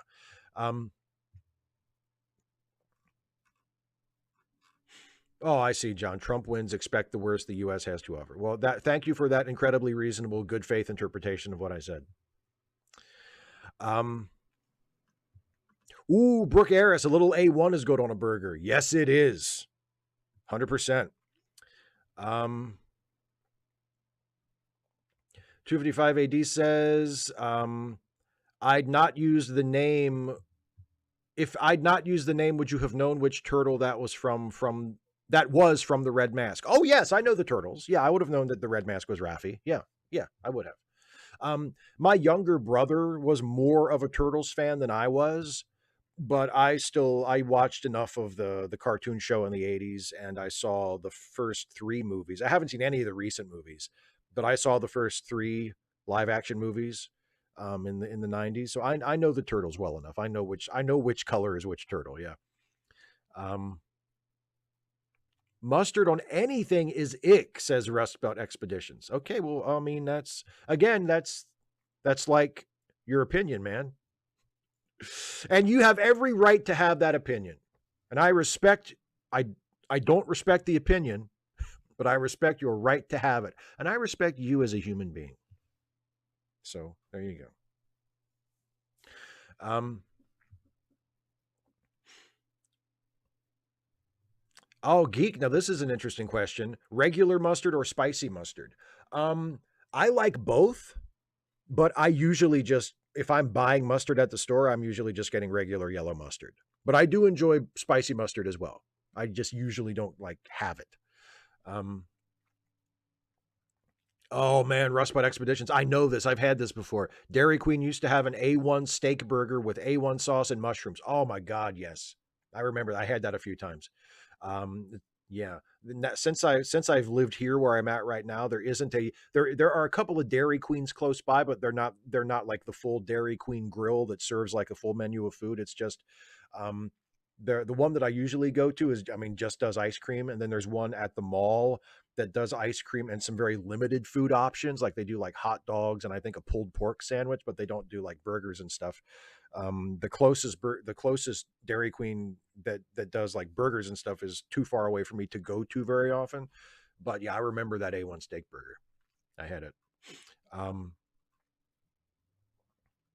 Isaiah Taylor says, I'm going to watch the 1979 movie Meteor. It's so goofy. I don't think I've seen it. Yeah, and Geek says A1 is used for bad steaks. Look, I agree with you. If I cook a steak and I feel like it needs sauce of any kind, I feel like I haven't done right by the steak. Like when I order a steak at a restaurant and I have confidence that it'll be properly prepared, I don't put anything on it. Like I don't put A1 or ketchup or anything. You know, unless it's like a particular steak dish that's supposed to come with like a sauce on it or something. If I just order like a steak and a baked potato, I don't put anything on the steak. I want to taste the steak, you know? So I agree with you. 255 AD says, would you rather the election results came in all at once? God, yes. I would love for it to be completely settled by the time I go to bed on Tuesday night, on November the 5th. I would be thrilled if that were the case. I don't believe it will be, but I would love that. Kara says, are we having the live meeting this Sunday? Yes, we are. Oh, Boxy, you stopped eating regular mustard. So is it that you don't like yellow mustard, but you like other kinds of mustard? Because I can kind of get behind that. John Burns with a super chat. Honey mustard. Yeah, I like honey mustard. Honey mustard, unless the limo has gray poupon.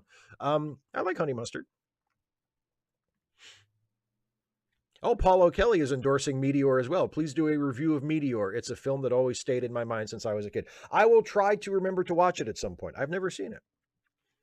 Some random geeks. I love that we're talking about food. Some random geek says, what would you put on your baked potato?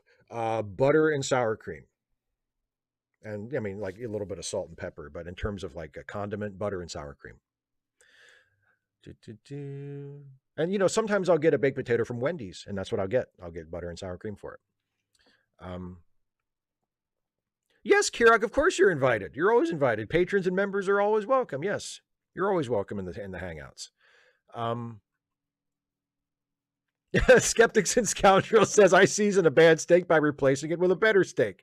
I mean, ideally, if you have that option, if you're made of steaks, oh, fuck this. I fucked that up. Give me another one. Give me another steak. Hey, feed this steak to the dog. I will cook a new steak for me because I have a freezer full of steak. Yeah, I mean, if that's an option, then sure. That's terrific. Yeah. If you get a fucked up steak, give me another steak.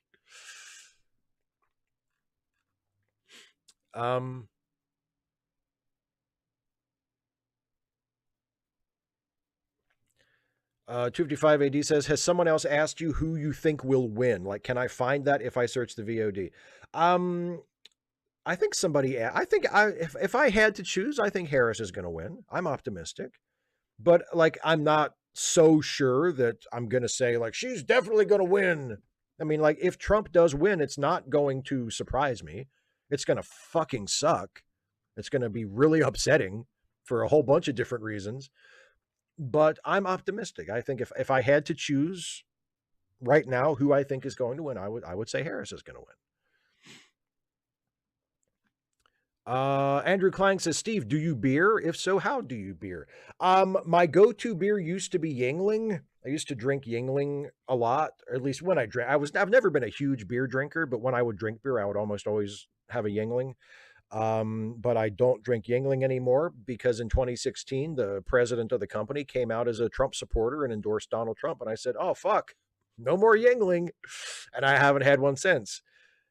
And that kind of put me off beer altogether. Like, I couldn't find a replacement for Yingling. I couldn't find another Yingling to take its place as my favorite beer. So I just kind of stopped drinking it.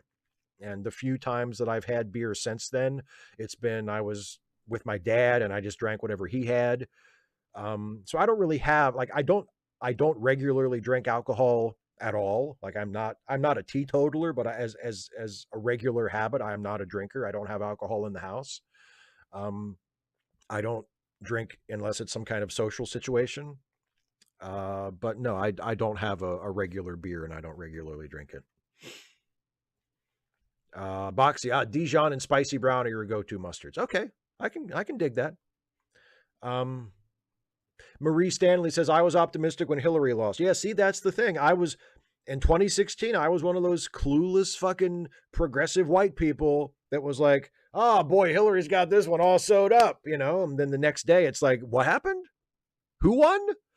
And I am not going to repeat that mistake. I'm not going to walk into this election with clueless confidence. Like, I'm sure America will make the responsible decision and enough of us will vote for the professional, highly qualified woman over the raving fascist lunatic. I'm sure we have that in us as a nation, right? I'm not going to make that mistake again. But I do think if I had to make a prediction, I do think Harris will win over Trump. But I mean, is it a sure thing? No, it's not.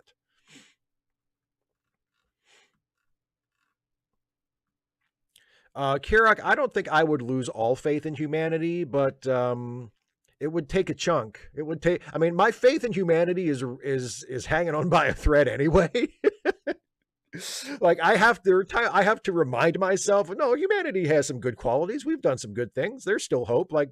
And I believe that, but there are days when I have to make an effort to bring that to mind. You know what I mean? Yeah. A comic bookworm says, you have more hope for people of USA if Kamala wins. Yes, I do.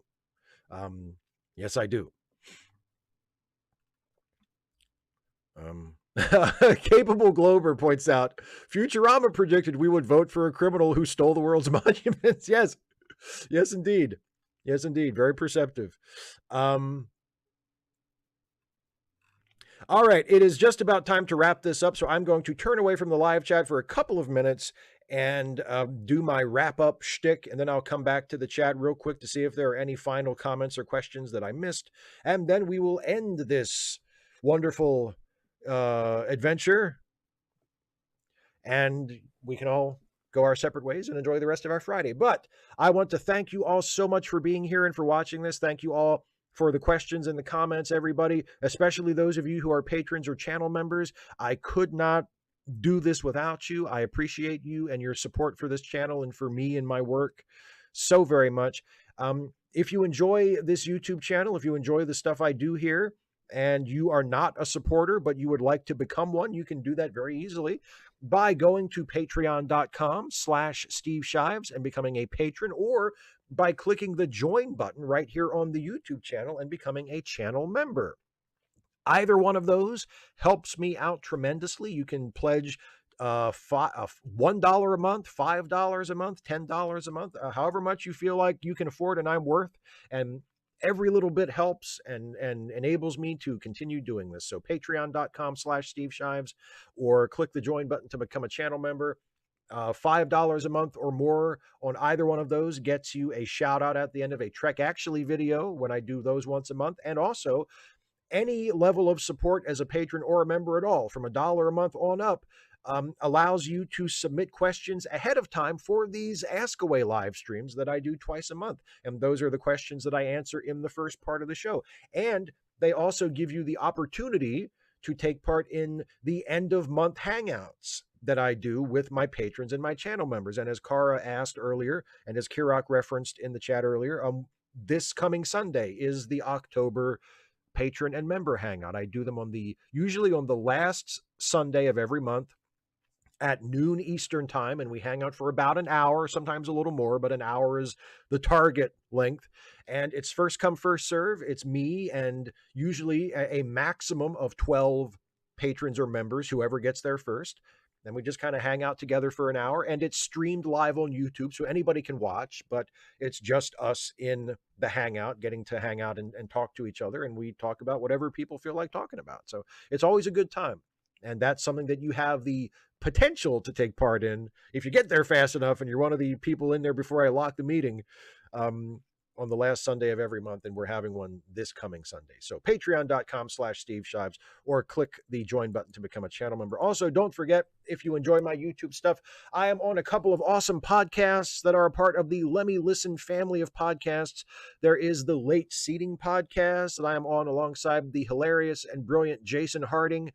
And that is a movie review podcast where Jason and I take a fresh look at classic films and see if they deserve their reputation, be it good or bad.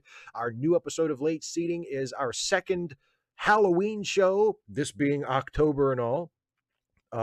And our Halloween show for this new episode is our review of the classic horror comedy, An American Werewolf in London. It's a good episode. It's a great movie. Listen to that right now. And also, in addition to Late Seating, I am also on the Ensign's Log, which somebody asked about earlier in the chat, which is the Star Trek themed comedy podcast that I and Jason co-star in, along with the brilliant and wonderful DanaCole, who is usually in the chat with us, but as I mentioned at the beginning, is not here tonight because she is performing in a haunted house in her local area. So Dana's not with us in the chat tonight, but Dana is a regular member of the cast on the Ensign's Log. And we have recently also been joined by a new cast member, Ananda, who will be on the show on a regular basis from now on, playing a new character. And we all play our own original characters in that live in the Star Trek universe. And we are currently on Deep Space Nine, and the events of Deep Space Nine episodes that actually were on the show kind of take place in the background while we're doing our own thing and telling our own stories in our own little corner of the Star Trek universe. It's a lot of fun. And if you enjoy Star Trek stuff, if you enjoy funny Star Trek stuff, if you enjoy the kind of Star Trek stuff that I do here on this channel, I think you'll really like the Ensign's Log. So give it a listen if you have not done so before.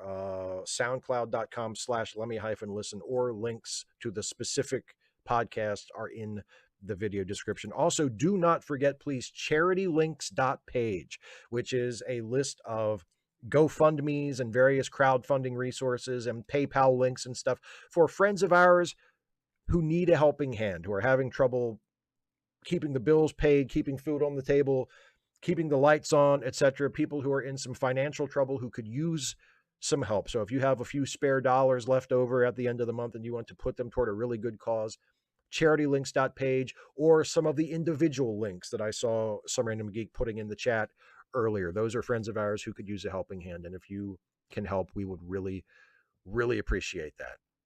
And now let me turn back to the live chat real quick for some final comments. Let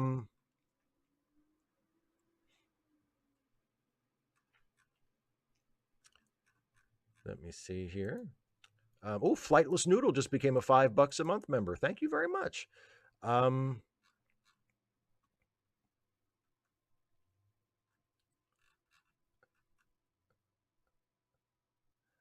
O'Kelly says, on November 6th, I will book flights to Louisiana if Harris wins for next March. I have friends there. If Trump wins, I will never be in America. That is a very wise policy, my friend, I hate to say. 255 AD says, I kind of feel like a lot of progressives are going to this like the opposite of 2016. Know what I mean? Like we're assuming Trump will win not to get hurt. There may be some of that going on, like as a defense mechanism. Yeah, I think you might be onto something there.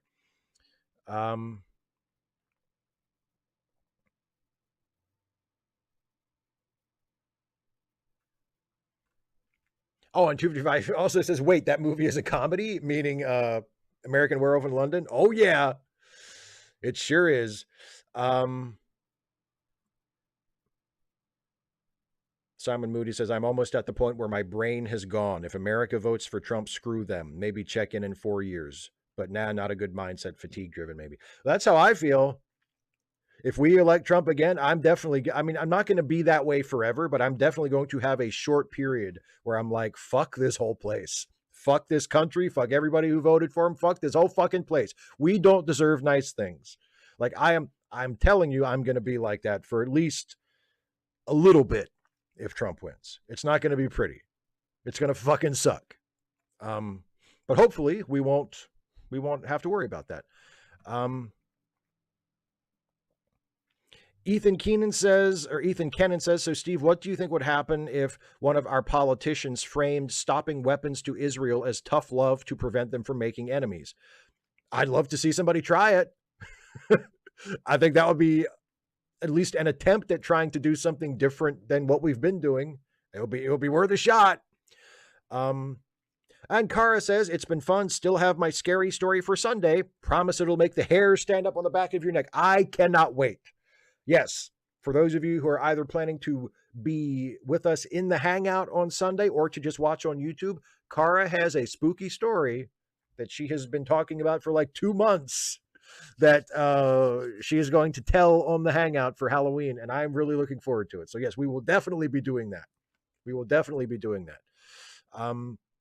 All right, I'm going to call it right there. Thank you all again so very much for being with me. Thanks for all the questions and the comments and the super chats and all the various other kinds of support. I really, really appreciate you. Have a good night. Have a good weekend. And I will see you next time, everybody. Oh, hang on. One last one from Kirok. Kirok with a super chat at the last minute. How do I watch you and Jason watch Werewolf in London? It's on the most recent episode of the Late Seating podcast. We don't actually watch it. We just talk about it. But it's the most recent episode of Late Seating. All right. That's it, everybody. Bye-bye. See you next time.